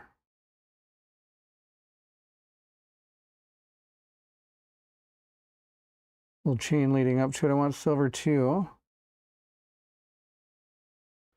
This I want silver. And then this, where the bullets come out, or his what do you call it? The pistol puller part. Gosh, must be getting late. I can't remember what the word is anymore. Pistol puller part right here. We're going to paint that silver too. Excellent. Okay. Okay. Let's keep it going. Keep it going, keep it going, keep it going. We're going to go with this next. Contrast paint snake skeletal horde. Skeletal horde is fantastic for ropes, so we're going to use it on the ropes that are coming down off this thing.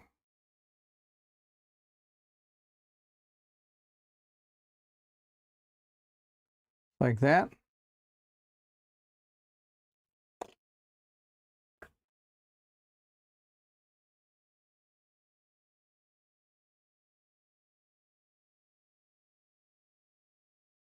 That worked out very well. We'll put a little bit on here.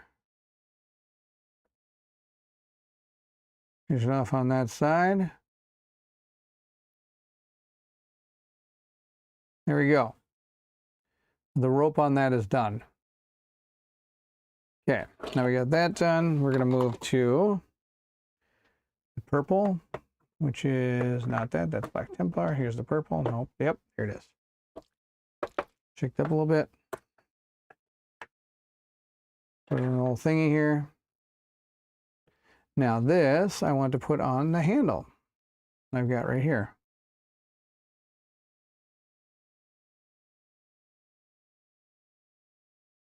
There and here.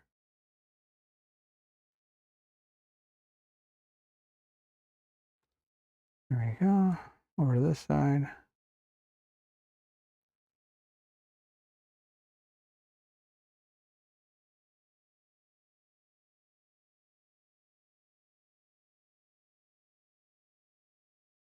Now that looks really good.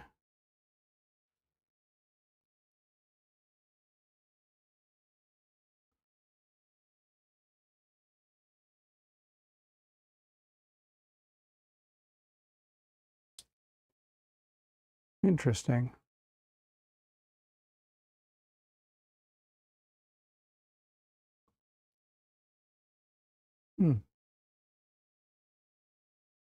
Stupid me, I didn't let this dry enough, like at all, I guess you could say. And the purple bled right into it. That's kind of cool, actually. I kind of think that's neat. We're going to keep it. I think it looks really kind of cool. Okay, that's done. He's looking okay so far. Let's go back to this. What we're going to do next is we're going to highlight this stuff. So I'm going to take the edge of this brush. I'm going to put some paint on it, just the edge of it. I'm actually going to really kind of get rid of a lot of it. And what I'm going to do is I'm just going to kind of lightly slide it across this part of the gun, right where this hawk is. Just kind of lightly slide it across so it just hits the raised edges. Not like a dry brush. There actually is paint on this. But just enough.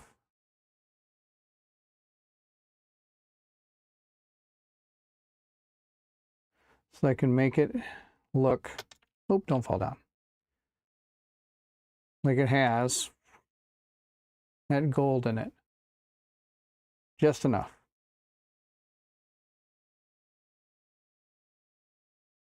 Oop, and I failed. I got too greedy. Now I got gold on the gun. I can get that off. There we go. Okay, now we're gonna do the other side. Don't get greedy. Be happy with what you get. Same thing. We're gonna run this thing just kind of across it.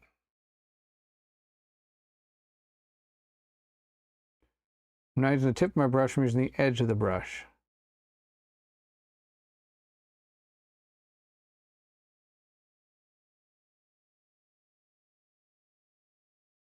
And there we go. That looks cool. Leave it at that. Now, there's also the same thing on the gun itself down in this area. See, there it is again. So we're just going to kind of lightly hit that.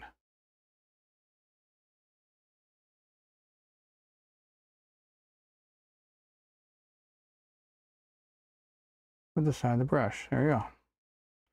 And I don't even think well, there's a small little thing. I'm just going to try to hit it real quick here.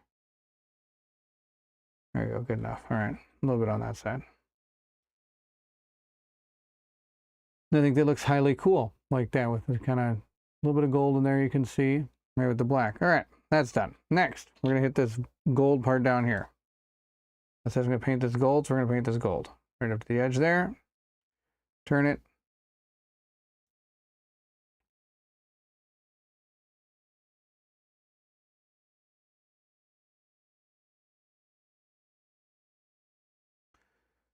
That was awesome. I hit some of the black, so now I got to actually takes 3 steps to fix that.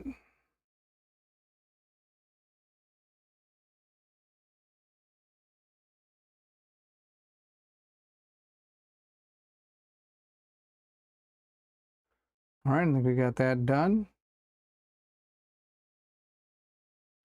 Except for the part where I hit the black paint, so I've got to go through and do that again.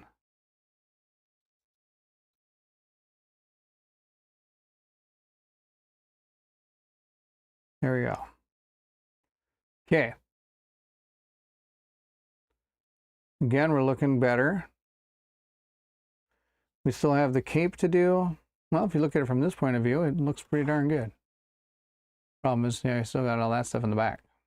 Party in the back. All right.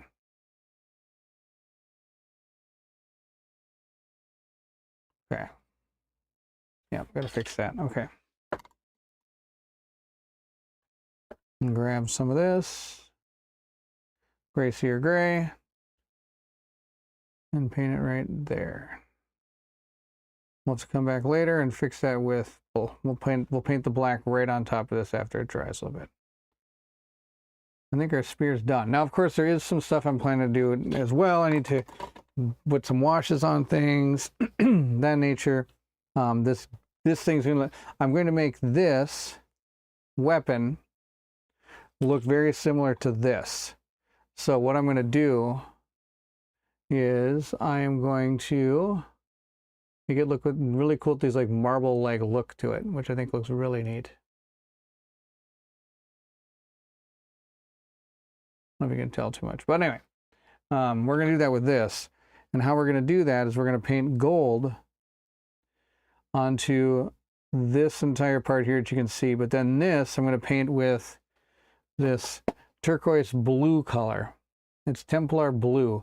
Now my Templar Guard blue is actually super old, and if you look inside the pot, it's actually just a guck mess. You can't really tell, but it's not actually a paint anymore, so it almost becomes like a layering thing you can put on this thing. So it actually is going to work out okay, is the deal. We're going to close some of these other ones. And I think that my paint should be dry. I should be able to take the black and go to town on this thing now. First I got to hit this right here. Okay. Then I got to hit the spear where I painted the oopsie paint. There we go. Perfect. Okay. Now I'm going to paint this hair black too.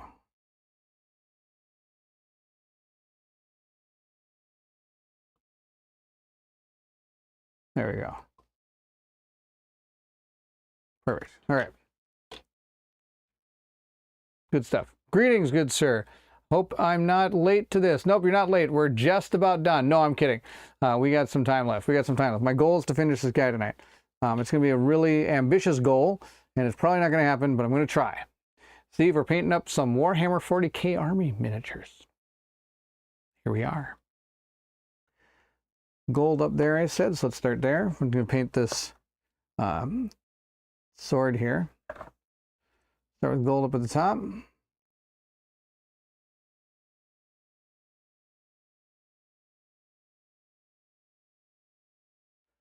Now the back part of this doesn't have to be perfect because nobody's going to see it.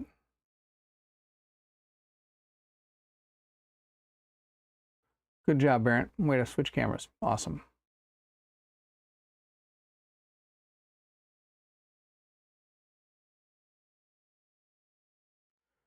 And what else? I said it's going to be gold. I think I said this was going to be gold too. And that's going to be silver.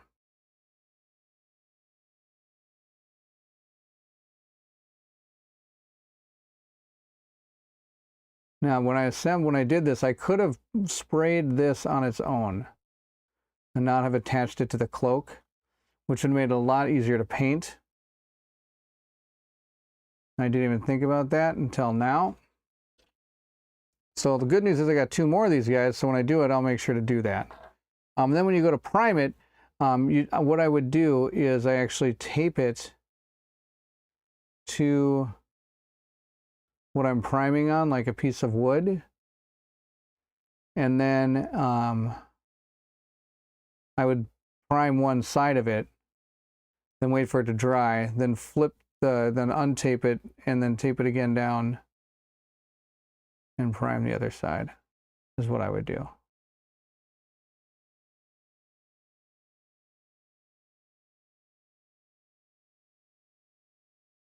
Okay, that's gold. Okay, now we're going to do snakebite leather for all this, and then we're going to put silver down here. Starting a new League of Dungeoneers campaign. Have to watch your old play, though, to remember how to play. You can go watch it. That was actually one of the ones where Colin and I, at the time, were attempting to record together.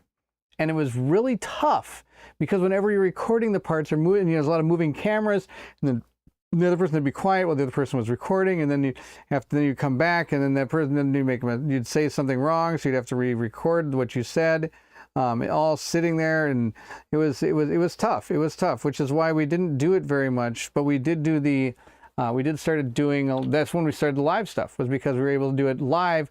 You didn't have to maneuver cameras. You didn't have to like set up mics, things like that after each, because we do that for each shot. Each shot we do, we actually are moving our cameras around and recording. So it was a lot when we were doing it together. So it was nice to be able to do it, do the live stuff now, and it works a lot easier, for sure. League of Dungeoneers. Now I'm debating still if I want to paint this gold or silver. I think I'm going to paint this bottom part gold. Got to put gold on the brush though.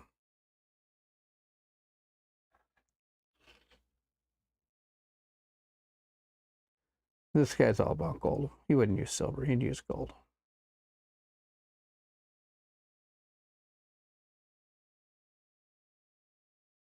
There we go. Okay, that sword's gold is done. Now I got to do purple there and something down here. Oh, snakebite leather. Okay. That's me to plan. Snakebite leather, where are you? Right there. Do I want to do it right now? Don't wait. Tough. We're going to do the hair first. We're going to do hair with purple, because then I can also do the part of that. All right, we're going to do the hair purple. There'll be a lot of purple in this one. I'm going to need a bigger brush. Going back to my one brush because there's a lot of hair. Problem is once I do that, then I can't hold it by the hair, which is something I was planning to do. Let's do the cape first. First going to get the cape purple. Now, one thing I've noticed is with contrast paints, capes are kind of tough. Just hopping in to say hi, check out this handsome guy who is painting live tonight. Are you creating more guys to crush your son with? Oh, this is my wife. There's my wife. Yes, I am doing that. I am in the process of creating guys to crush him. Crush him to pieces. I'm going to crush little bones. That is the plan. You miss out on the goofy comments from the chat when you record your games. The chat comments are have fun. This is 100% true. For those of you that have not joined us for a live stream, please join us for some live gaming. It is awesome. We have a ton of fun. Tons of fun. Tons of fun. For sure.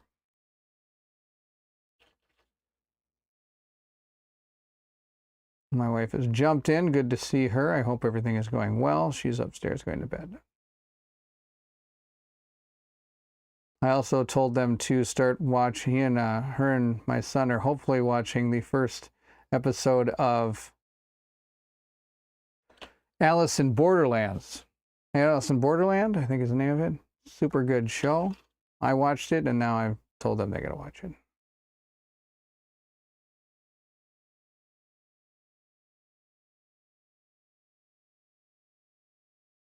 Trying to get this cloak real good. And I guess the trick with the cloak is you kind of have to make all down strokes really fast, because otherwise it just kind of smears around. It doesn't really look like a cloak. If that makes sense. You kind of, which is why I'm also going to dry brush it, because that'll help.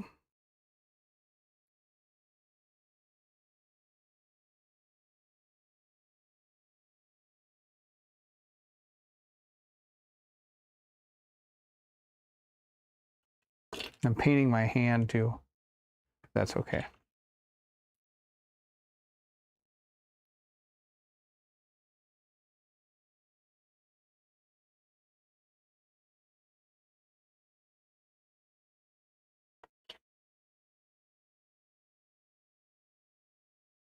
I actually use a lot more contrast paint on cloaks and things than I do on other things. Ooh, there's a piece, there's a chain here.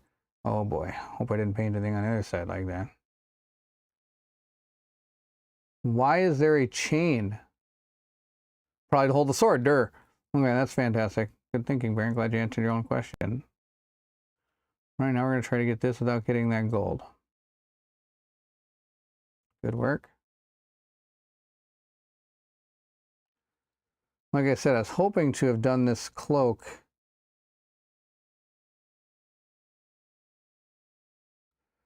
not painted on, but sadly,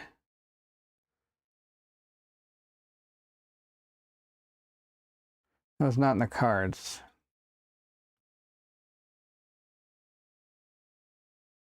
Oofda.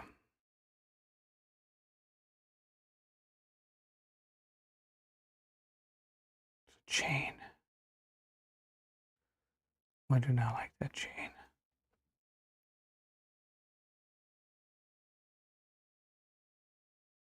Well, chain is going to be silver, so I can probably just paint right over it. It's a lot easier if I don't, though.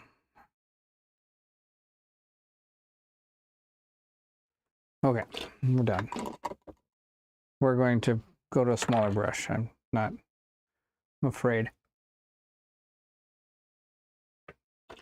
I am afraid. So I'm going to have to paint right in here.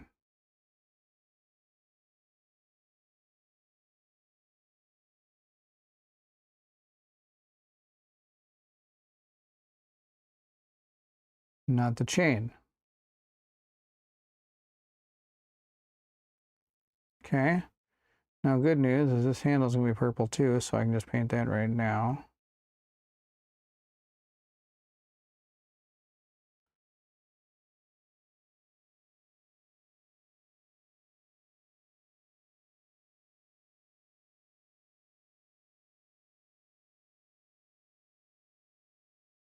There we go.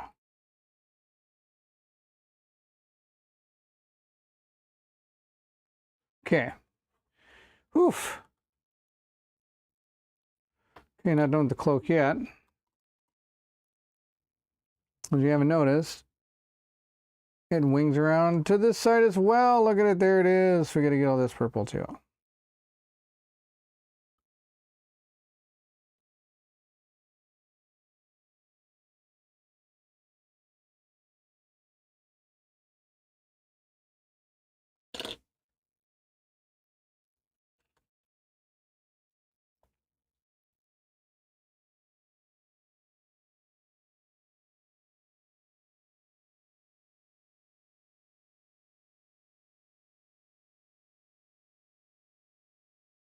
I can't get my paintbrush any further in there. That's me as good as it gets. I can't get my paintbrush any further in there. All right. I think we're okay there. Cloak looks fine for now. That chain's killing me. I don't like that chain.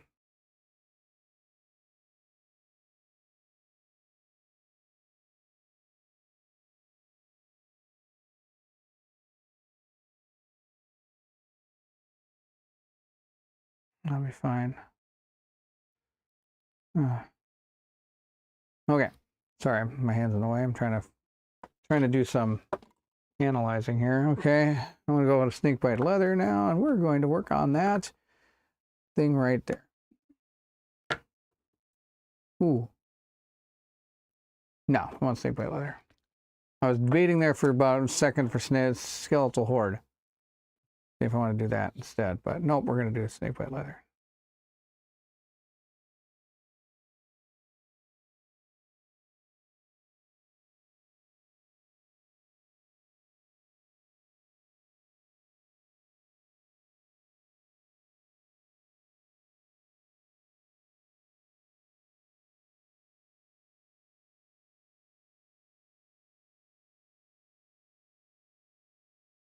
There we go. That looks nice. Get some snakebite leather on there.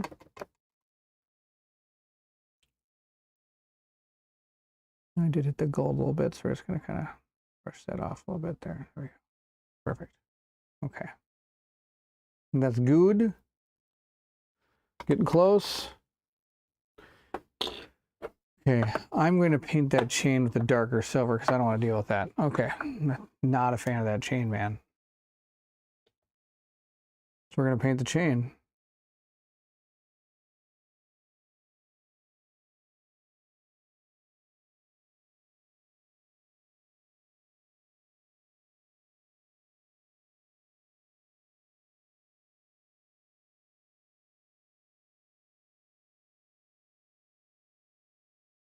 Looks awful. Awful chain. Awful chain painting. What can I do?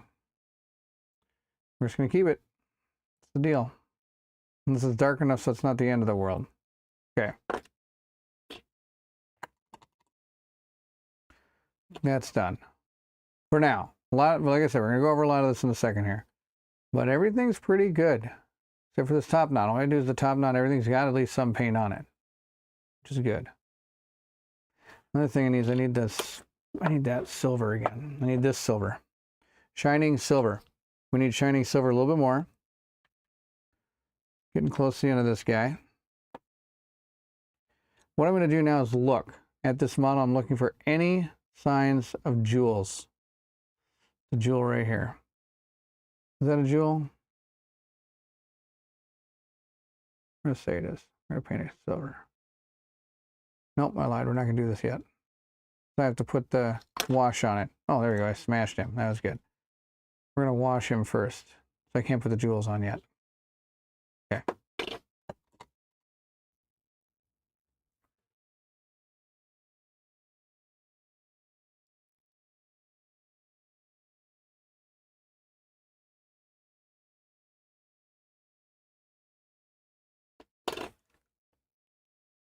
What am I going to do? Nope, let's wash the miniature.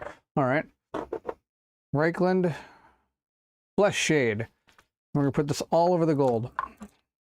And once I get done with that, then I can work on the gun. And then we're going to be close done. It's just going to go over the entire miniature wherever gold is.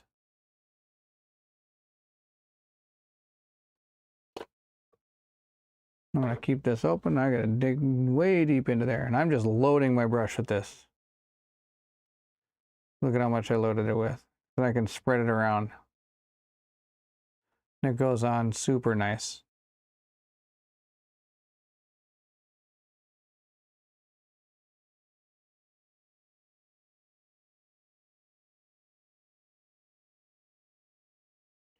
Now, if you want to take this a step further, then you could take a layer paint and maybe do like a dry brush of like a lighter gold over the top of this to re-bring it back up a little bit, but I'm not going to do that.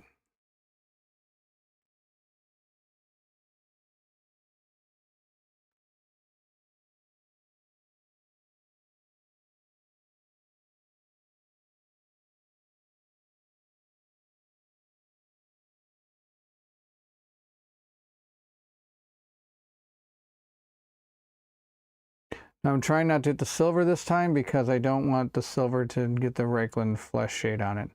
Because it's going to get its own wash of Nuln Oil.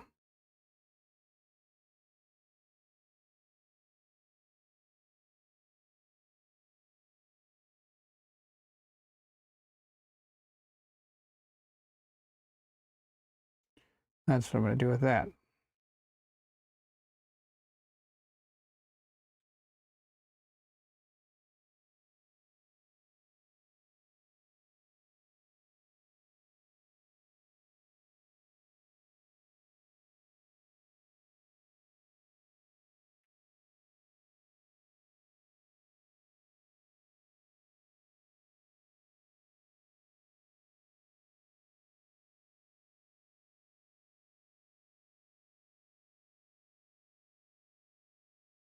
And as you can see, this really makes the gold come to life here. So you can tell the difference. Here you look at this one. Then you look at this guy over, this padlock over, this thing over here. You can just really tell it got a little bit more, it has more definition, which is really nice.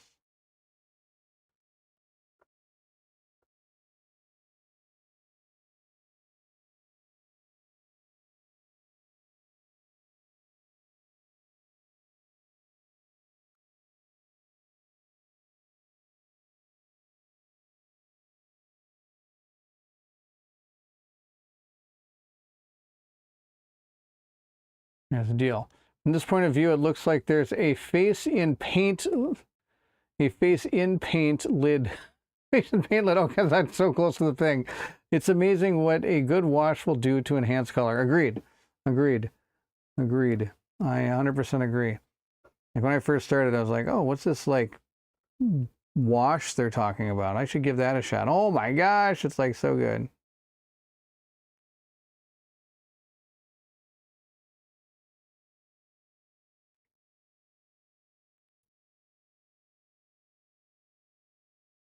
Now this does mean it has to dry a little bit, but we'll be fine. And while you're doing a wash, you do want to watch out. You don't want it to pool anywhere. So you have to watch for what they call pooling. Otherwise, it could just put a lot of that certain wash in a certain area. And that also happens with contrast paints too sometimes. You have to watch where it's going and how much there is there. Because you don't want it to pool, which could be bad.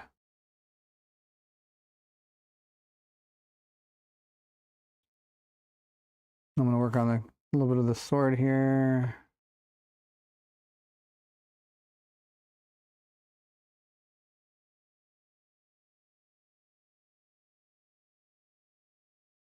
Now I'm just kind of looking at the miniature, make sure it's not a part I missed.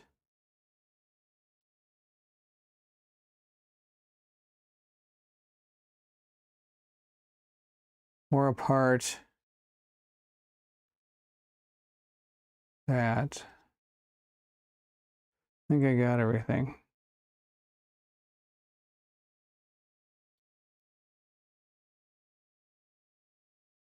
Here we go. Okay, we got the wash on there. All done with the wash. Wash done. Which will help now, because now I can work on some of that silver stuff in a little bit here.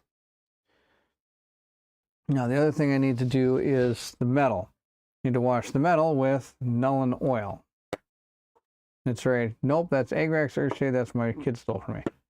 Nuln Oil. Where did I put my Nuln Oil? It's over here somewhere. Here it is. Nuln Oil. This every painter should have. Nuln Oil should be a paint that every painter should have, because you can go right over all your silver and really make it stand out. For example, here's a piece of silver. We're just going to kind of go over with Nuln Oil a little bit. Looks good. Another little bit here. Again, just bringing out, it'll bring out some of the definition of the metal.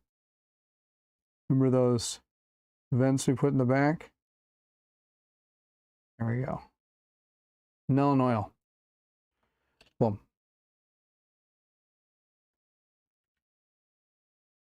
I'll pick up this piece of the gun we're doing, move this guy so I'm not on the floor.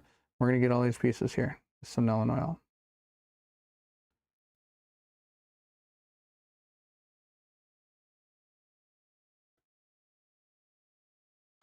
And it's okay if you get paint on your hands. It's going to happen.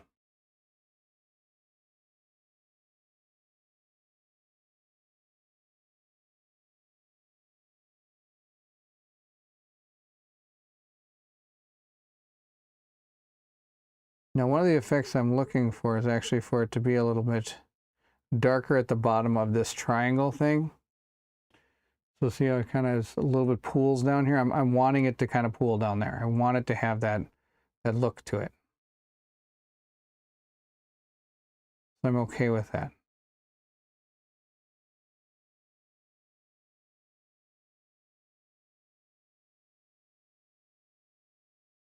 There we go. That gun is done. Now let's go to the rest of this spear here and see if there's any more metal on it. I don't think there. Oh, there's stuff down here.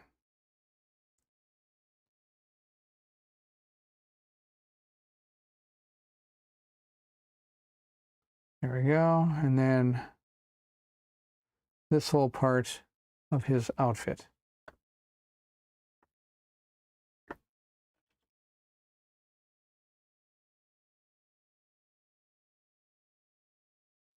We want to get that too.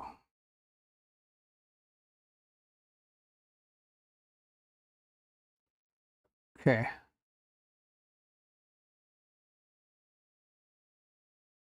A little bit more. Forgot about these tassels down here. Want to get those tassels. And then we're going to get this too. even though it's already really dark. That's one thing I don't like about that color. It's already so dark that the wash really doesn't do anything. And that's okay.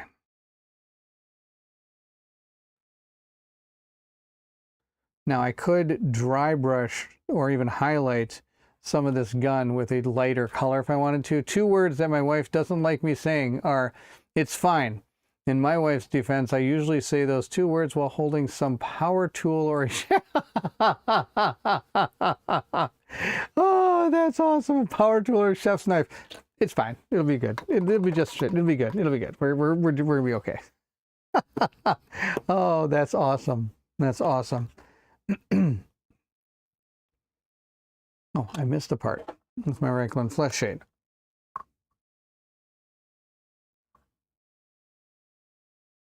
We have missed the bottom of the spear. Put it across. There we go. Okay. Now, see what else we got to do. We're getting close. Getting closer. All right, this is looking really good. I want to do that gold thing again, where I slide the brush. Hopefully this doesn't ruin this. This could really be a bad idea. I want to do it on the sword. That sword is. I want to kind of get that raised part to kind of be gold.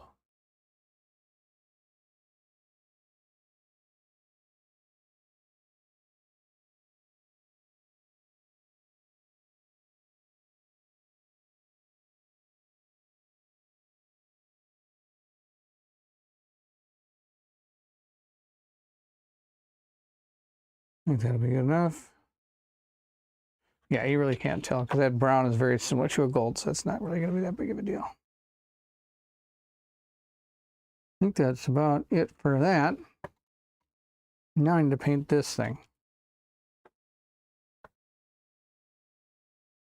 So we're going to take some gold.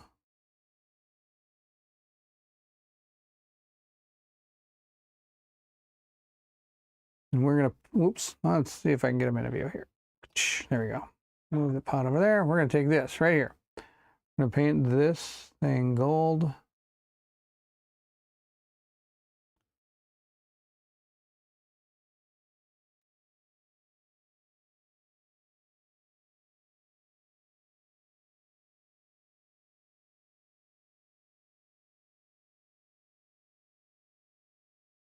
Just like that.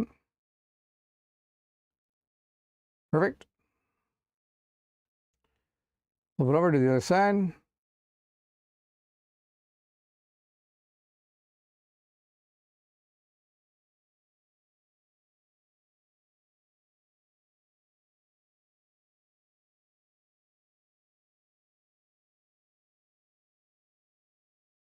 Just like that. Perfect. Now we're going to take top. Now paint top.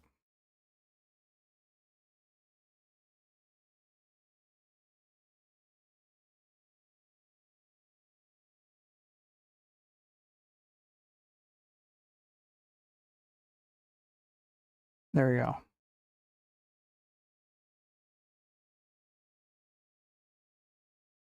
Now again, we're going to give that a wash in a little bit. But first, we're going to dry brush this cape. Now what I'm going to do for this is a little different here. I am going to, actually, you know what I'm going to do? I'm going to paint this thing first. Paint this thing first. I'm going to take this paint. Like I said, this paint is dead. There's not much you can do with this paint, but I do have enough to be able to use it as a little bit of a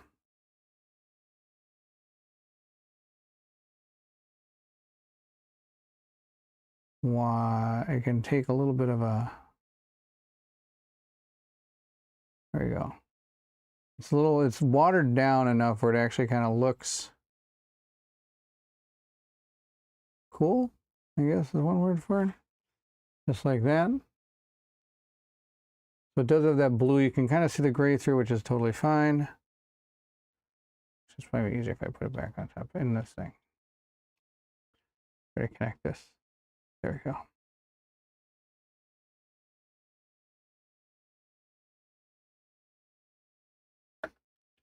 More paint, more paint.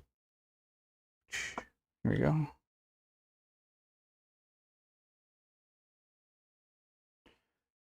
We're just getting this paint out of here.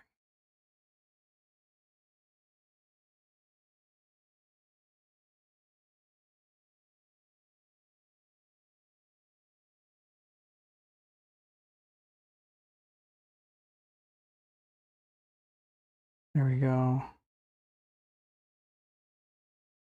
Okay, that looks good.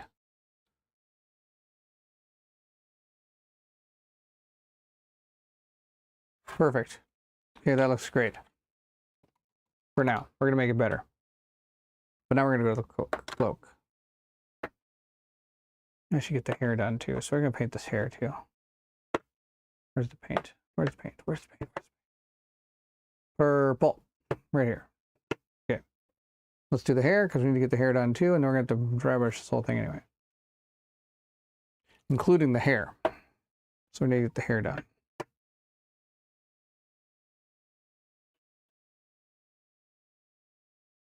And again, purple. Because I'm a Vikings fan. My football team is Minnesota Vikings, purple and gold. So whenever I paint miniatures, I have a tendency to pick purple and gold.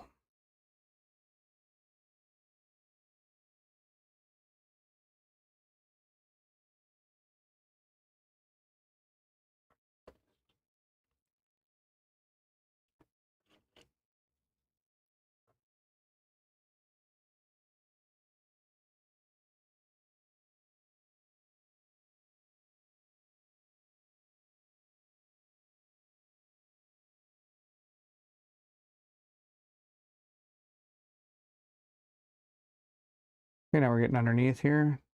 Being careful not to hit the gold because we spent a lot of time getting that right. And not to hit this silver part either. Again, turn the miniature whenever I need to. Make sure not to hit what I don't want to. And also look for anything else I may have missed.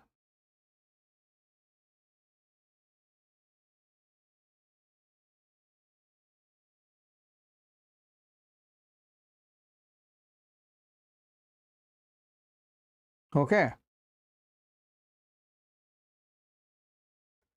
The hair is done. Now this is pretty good tabletop quality right here. I could just go with it. I would have no problem playing with this. I think it would look really cool. Things would be glorious. But not so much for dry brushing the cloak because now I just painted some more purple over it. There are parts that I apparently missed. I was just smearing the purple everywhere. Huh.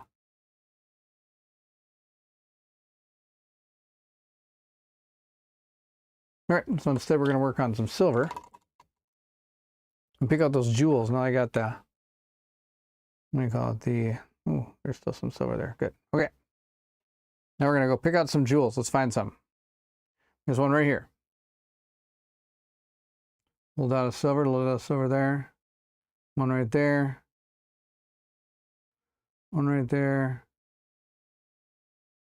One right there. Are those really spots? You know, sometimes you're just going to make it up.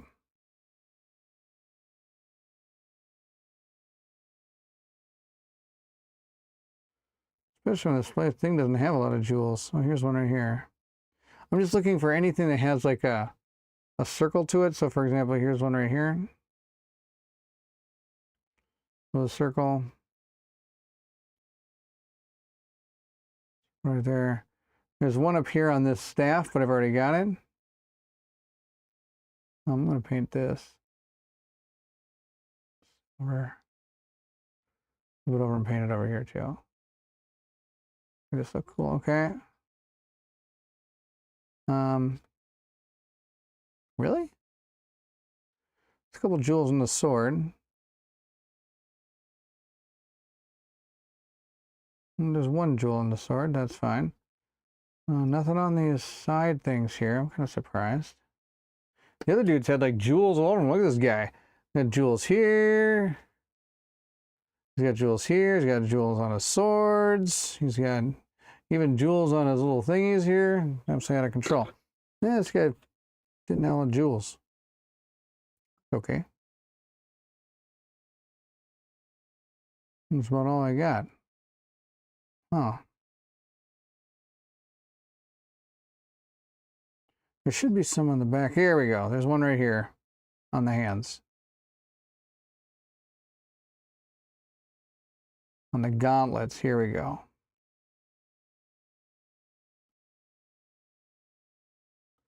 Now, of course, this gauntlet's all covered up by a whole bunch of stuff here, but there's one way back here. I thought I saw another. Oh, there's one down here. I think that's worth going after. Okay. We're done with jewels. Now I have to figure out what color I want the jewels to be. Okay, that's going to be the toughie. Toughie. What color should I paint the jewels? Not purple. I don't want too much purple on this. Like, for example, I did this guy with green. So I thought the green looked really neat. He's got green jewels. I can't see it because bad lighting, but that's okay. I could go red. I don't want to go orange because that'd be very similar to the color. I could go turquoise. Could go yellow. Blue. I could go, let's do blue. I haven't done blue. Let's do blue. Let's do this color. Let's do Celestium blue. Let's do that. This guy's gonna have blue jewels all over him. That'll be cool. And no, I'm not doing multiple colors of jewels. That'd be a little ridiculous. Now I'm doing is I'm taking a little bit of that paint. This is a contrast paint, and actually contrast goes fantastic over silver paints. We're just gonna touch right where we put some of those jewels.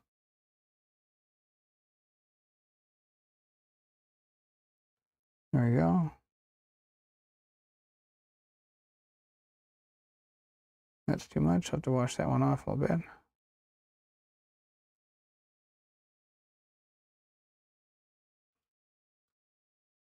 On the back over here, on his hands, that's right.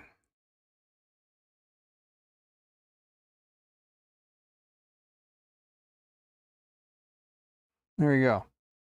And jewels on his hands. Jewels here. Like I said, this one got a little out of control. See if we can get some of that off there.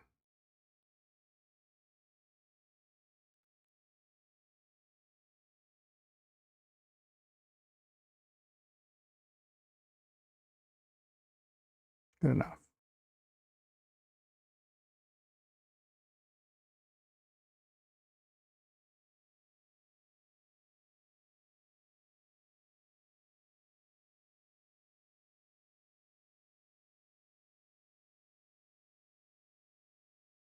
Not that great. That blue,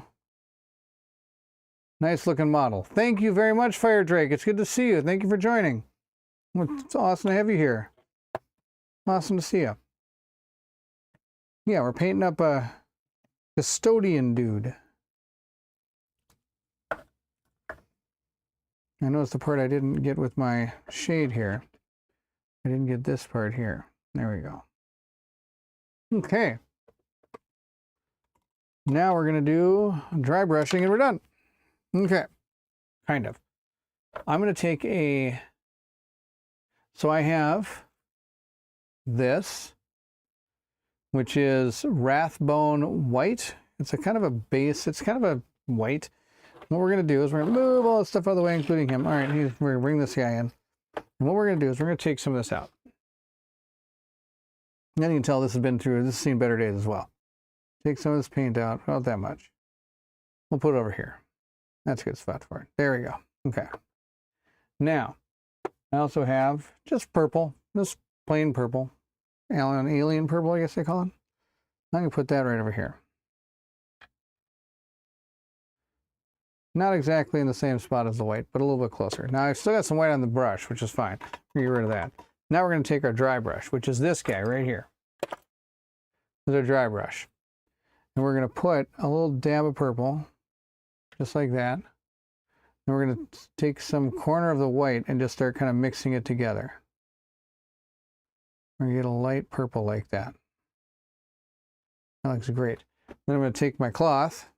You can use anything. Actually, a lot of the more recommended things is to use something that's not fibrous, because that way you're not going to get fibrous stuff on it and also doesn't soak the paint away from the brush. I'm just going to brush a little bit like that, so it's a little bit off there. We're going to just lightly kind of rub it across our miniature. Here's our cloak. We're going to just lightly rub it across.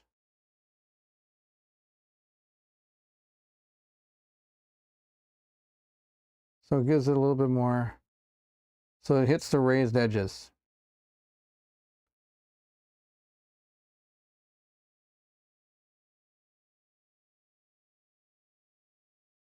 Just like that. Just like that. Now we're going to get a little bit more over there, so I'm going to grab a little dot of it again. I'm going to mix it around in some of the white. Give me a good little bit here. I'm going to wash off a little bit. I'm just going to kind of rub it across here.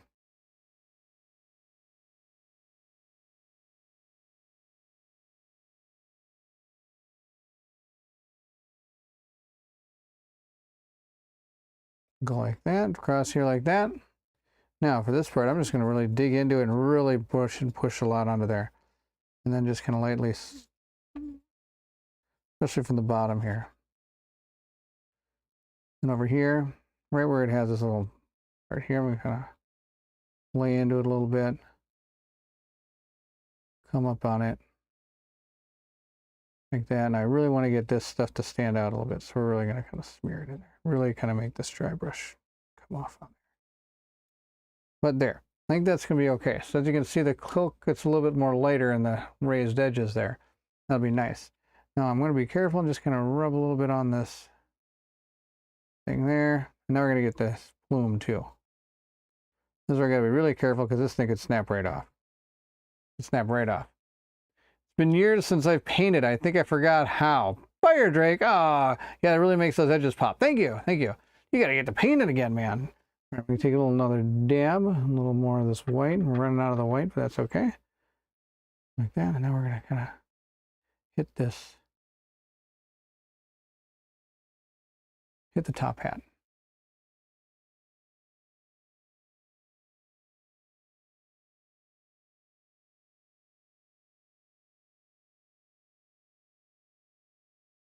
Oh, well, that's right. That's magnetized. That can come off. Oh my gosh, I thought I broke something.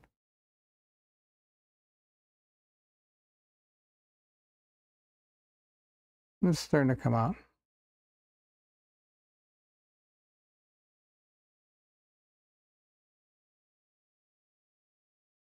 All right, then I'm going to do something I should not advise anybody to do. I'm going to do it anyway. I'm going to take my denim stone. What did I do with it? Wraith chrome white. Here it is. This is actually a straight up dry brush called denim stone. Nope, it's not. It's called terminus stone. Maybe I should think the right words. Now I'm actually just going to put my paintbrush in there and grab a little bit. There we go. But I wanted to be careful because this paintbrush actually has some purple on it. I don't want to put purple in with the white. But we just actually kind of want a little bit of, now what I'm doing is really just kind of being careful to just do the very edges with this white. I still want the purple to stand out a little bit.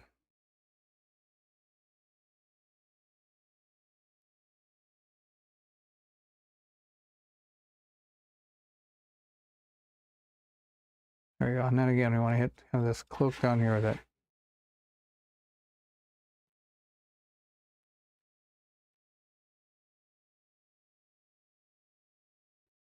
But there's not a lot of it on my brush right now, so I can really kind of hit quite a bit. And there, I think that'll be pretty good.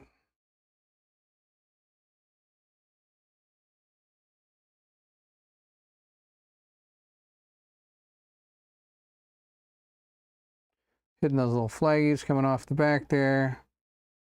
Be fine. At the front. Just give it a little bit more definition. There we go. Okay, this guy's like pretty close to done. There's only one more thing I need to do.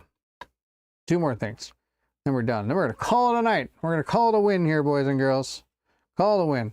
So I'm drying this off. pretty much just smearing it. I mean, I'm just like digging into this thing, trying to get all the water off of it I can.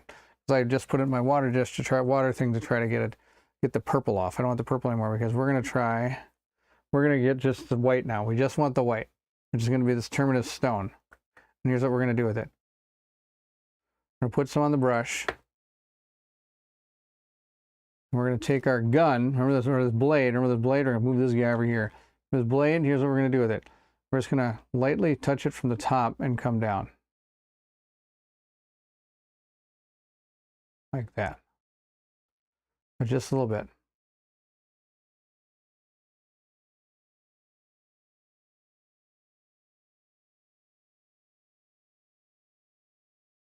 There you go. I'm just gonna get a little bit of the white in there, which is what I want. I just want a little bit of white.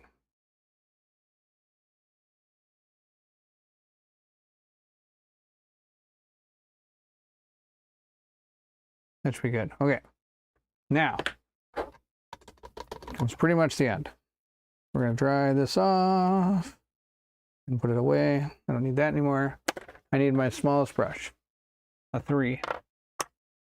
3-0er. Where'd it go? This one? Here you go. 3-0er. I want the 3-0er because we're going to take that Wraithbone white again. And this time we're going to take it. We're just going to put a little bit on this, just a teeny little bit. And even though I got some on there, then I'm going to wash most of it off. What I'm going to do is I'm just going to lightly touch this thing to it. I don't want to, oops, that's too much. That's too much. Too much. Need to get more of it off. I want to almost look like it's not really doing anything. Just like this. Just like this.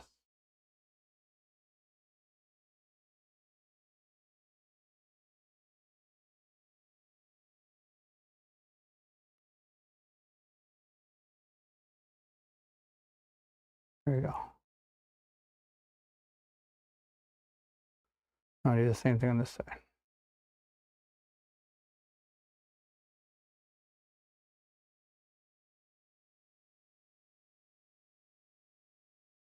There we go. I'm going to kind of just wipe with my hand a little bit.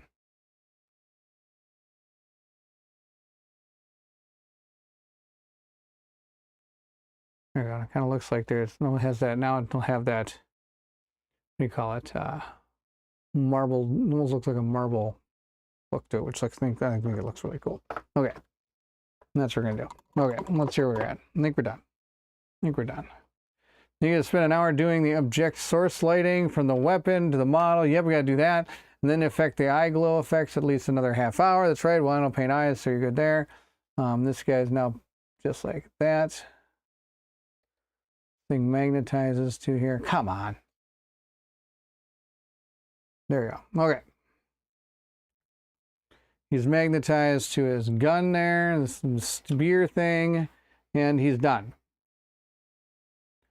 Here we go. Some things I'm not happy with that I might go back and touch up on my own is I'm not exactly happy how the jewels turned out. They're a little bit too out of control. Oh, I got to paint one more thing. It's always one more thing. Always one more thing. Okay, so again, I'm going to take a lot of the gold off this brush. I just want a very little bit because I want to paint this part here.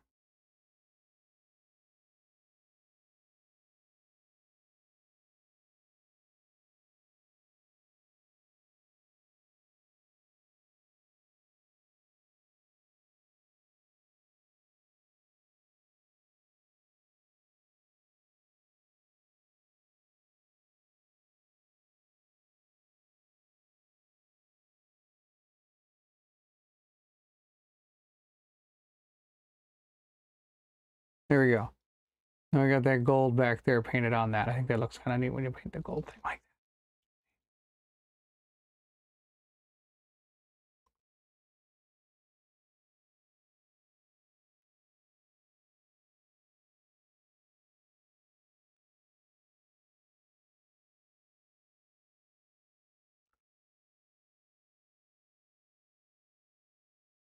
that. There, just like that. Just a little piece of gold. Dang it. Right there. Oh, I got a little bit of purple right here. I'm just going to touch that.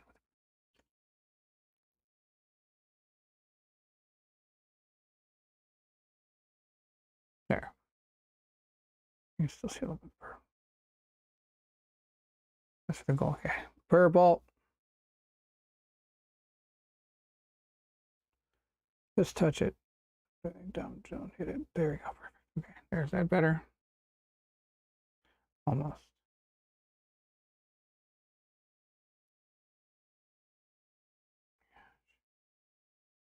Sorry, I keep seeing flecks of gold on that I don't like. Maybe it's just the way the light's hitting it. Whatever, we're good. That's the deal. Okay. Greetings from Germany. Axel, good to see you. Thank you so much for joining. Oh my gosh, awesome to have you here. You're here just in time for the end. That's sad. That's sad. Thank you, Steve. Glad you're listening. It looks good. Fire Drake, give me a thumbs up on that one. So there we have it. We are done. I can also add 2 hours adding a marble base look. Nope, we're good. The bases will look like this when they are all done, if anybody's interested. We're not doing that tonight. It's going to have kind of some tufts of grass. We've got some actual flock grass we put on there. And then it's just rocks and dry brushing with that white color. That's the plan. Better than nothing. We'll watch while painting myself later. Oh, I hope you enjoy painting. What are you painting right now, Axel? Board Game Officer, looking great. Thank you so much. Glad you think it looks great. I do too. Pretty pumped for these guys. The guys are going to then go onto the board and destroy somebody. When you crush your son's army, even he will admit that he's being crushed by a very good-looking army. Should take some of the sitting out of defeat. Yes, sting out of defeat. This is true. This is true. Fire Drake says, nice. Thank you so much. All right.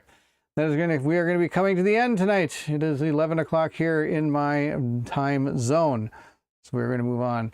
Last Oathsworn mini and some zombie side. Oh, what's the last Oathsworn mini you are painting, Axel? Because for me, it was the bird creature. I forget what that one is, the avian or airvian or something.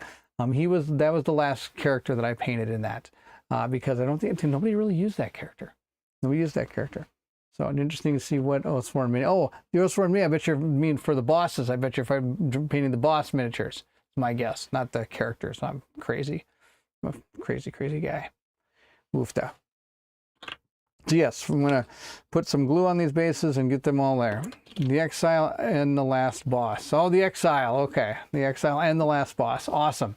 That'll be good stuff. Yes. So yes, we have those. I mean, I also need to paint the axe. I didn't paint the axe because this can come off and I can replace it with the axe if I want.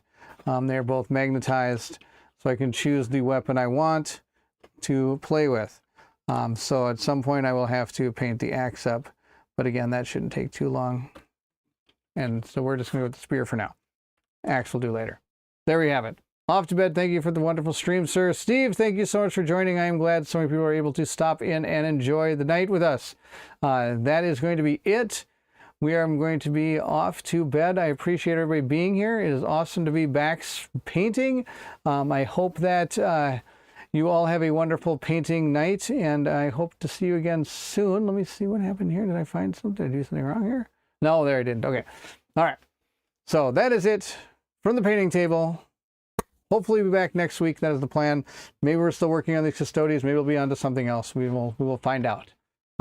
Till then, I wish everybody a wonderful night, a wonderful weekend, and I hope you all have a wonderful time playing games and painting miniatures. So thank you all for watching. If you're excited to see what Colin and I, of course, have coming up, then I need you to meet me at the table.